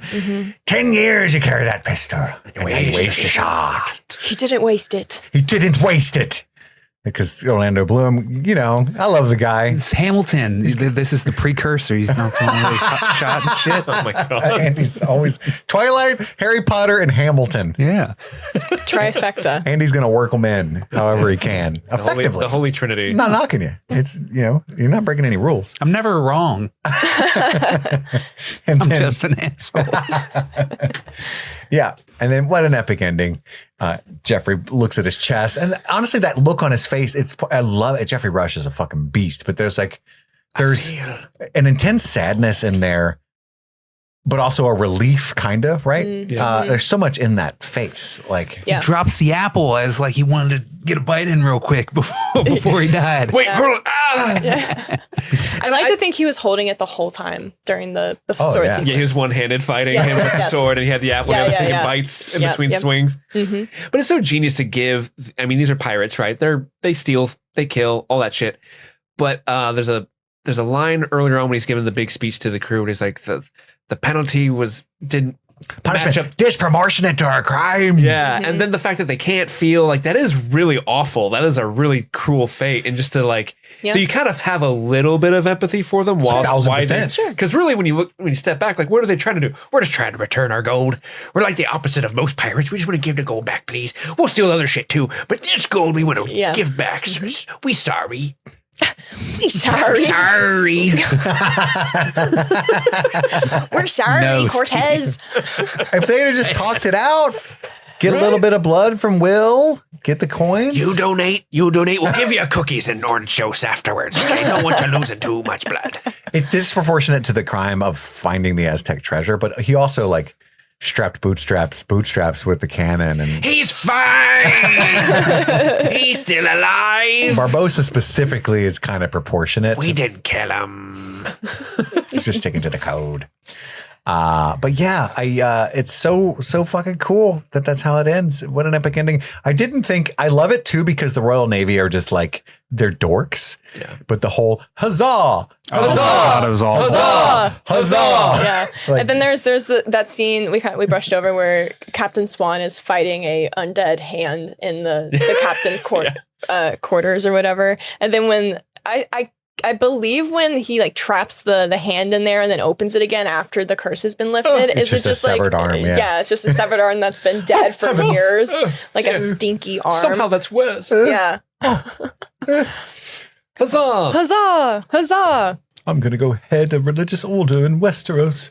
Jack Sparrow. I like that word, sparrow. Sparrow. I'm gonna call my congregation I'm gonna be the high sparrow. They call themselves sparrows. And then, Jack's going through the treasure, and, there's the whole bit. Your fiance will be wanting to know you're safe. Yeah. He immediately gets all stanky with her. Slut. Just giving it up to the whole Navy. And Jack's really bummed. He's got all that treasure and stuff, and he goes outside, and the pearl, they left him. Yeah. Mm-hmm. Just sticking to the code. Doing what's best for them. Can't be. I do like that about Jack, that every time somebody gets the better of him, he's like, fair enough. Yeah. I would have done it to you. Mm-hmm. Yeah. Mm-hmm. I'm bummed, but fair enough. Fair enough. It's not personal. And then they're going to hang Jack. And there's that whole bit where, impersonating a cleric of the Church of England. That's awesome. Oh, yeah. I remember that day. I think it's so funny that Will comes out in his pirate outfit and he's like the most Three Musketeers looking motherfucker ever. But does it work? Yeah. It's hot. Yeah. It's hot. But also, he's new to this. He bought a brand new pirate outfit. He looks like Bring Your Son to Pirate Day. And it's like his idea, like a half cape, all that stuff, what pirates do. So it makes sense for his character. And I love that Will calls her Elizabeth. Mm-hmm. Elizabeth. Lizzie, yeah. Nah, that's Jack's move. Mm-hmm. And she's disgusted by it. Liz dog. L-bomb. But I like that we see Cotton's parrot because that's the giveaway that the pearl is near and it's, signaling Jack something's up. Yeah, he has a way out, essentially. I should have told you every day from the moment I met you. I love you. And I'm having breathing problems. I love that you can see Governor Swann. Elizabeth. The poor. Executioner. One more. This one. And he throws the sword to save Jack. Hiya! It's brought back. And, they don't make it out. It's a kind of funny end to all this. They get pretty close. But then Elizabeth chooses the pirates as well. Mm-hmm. She lumps in her lot with them. Jack sees the parrot, all that stuff. I love how he tells Norrington, I was rooting for you, mate. I really was. He's not a blacksmith, he's a pirate. And this is where Norrington's like pretty decent about it. Like he respects her decision, even though obviously that's not cool for him. And also he finally he knew that Will was making the swords the whole time. Yeah. And he gives him credit where credit is due. He gets recognition for making the sword. Mm-hmm. It's a silly ending, but it's so fucking perfect. He's a blacksmith. No, he's a pirate. And they're like, it's like, that's worse. You know what I mean? Like, bit, you understand? Like your dad's like. It cuts to the dad. He's like, if you've got like a really he's rich. An electrician. No, he's a felon. Yeah. Exactly. And it's like, well, all right. And then they kiss. Kiev. And apparently this was kind of ad-libbed by Depp and a lot of the crew that day, but the whole whatever the fuck he says. Drop the scallywags. Pinch me in the bum. Pinch me on the bum. Yeah. Pinch me on the bum. Suck it from the back or whatever. He's yelling at everybody. When they're on the ship? Yes. At the Black Pearl? And he's yelling all the instructions to his crew. Yeah. Bring me that horizon. Oh, it's so good. And then the last thing we hear is, yo ho, drink me hotties, yo ho.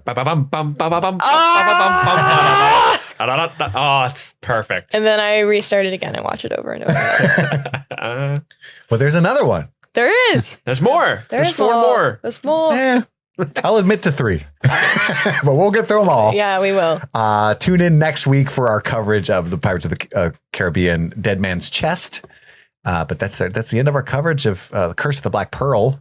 And I hope you guys enjoyed that long episode. We got a lot to say about these damn pirates. I know that I had a blast. That's all the time we have for right now. My name is Kit. My name's Madison. I'm Andy. And I'm Steve. And this was Streaming the Pirates of the Caribbean. Happy streaming, you scurvy dogs.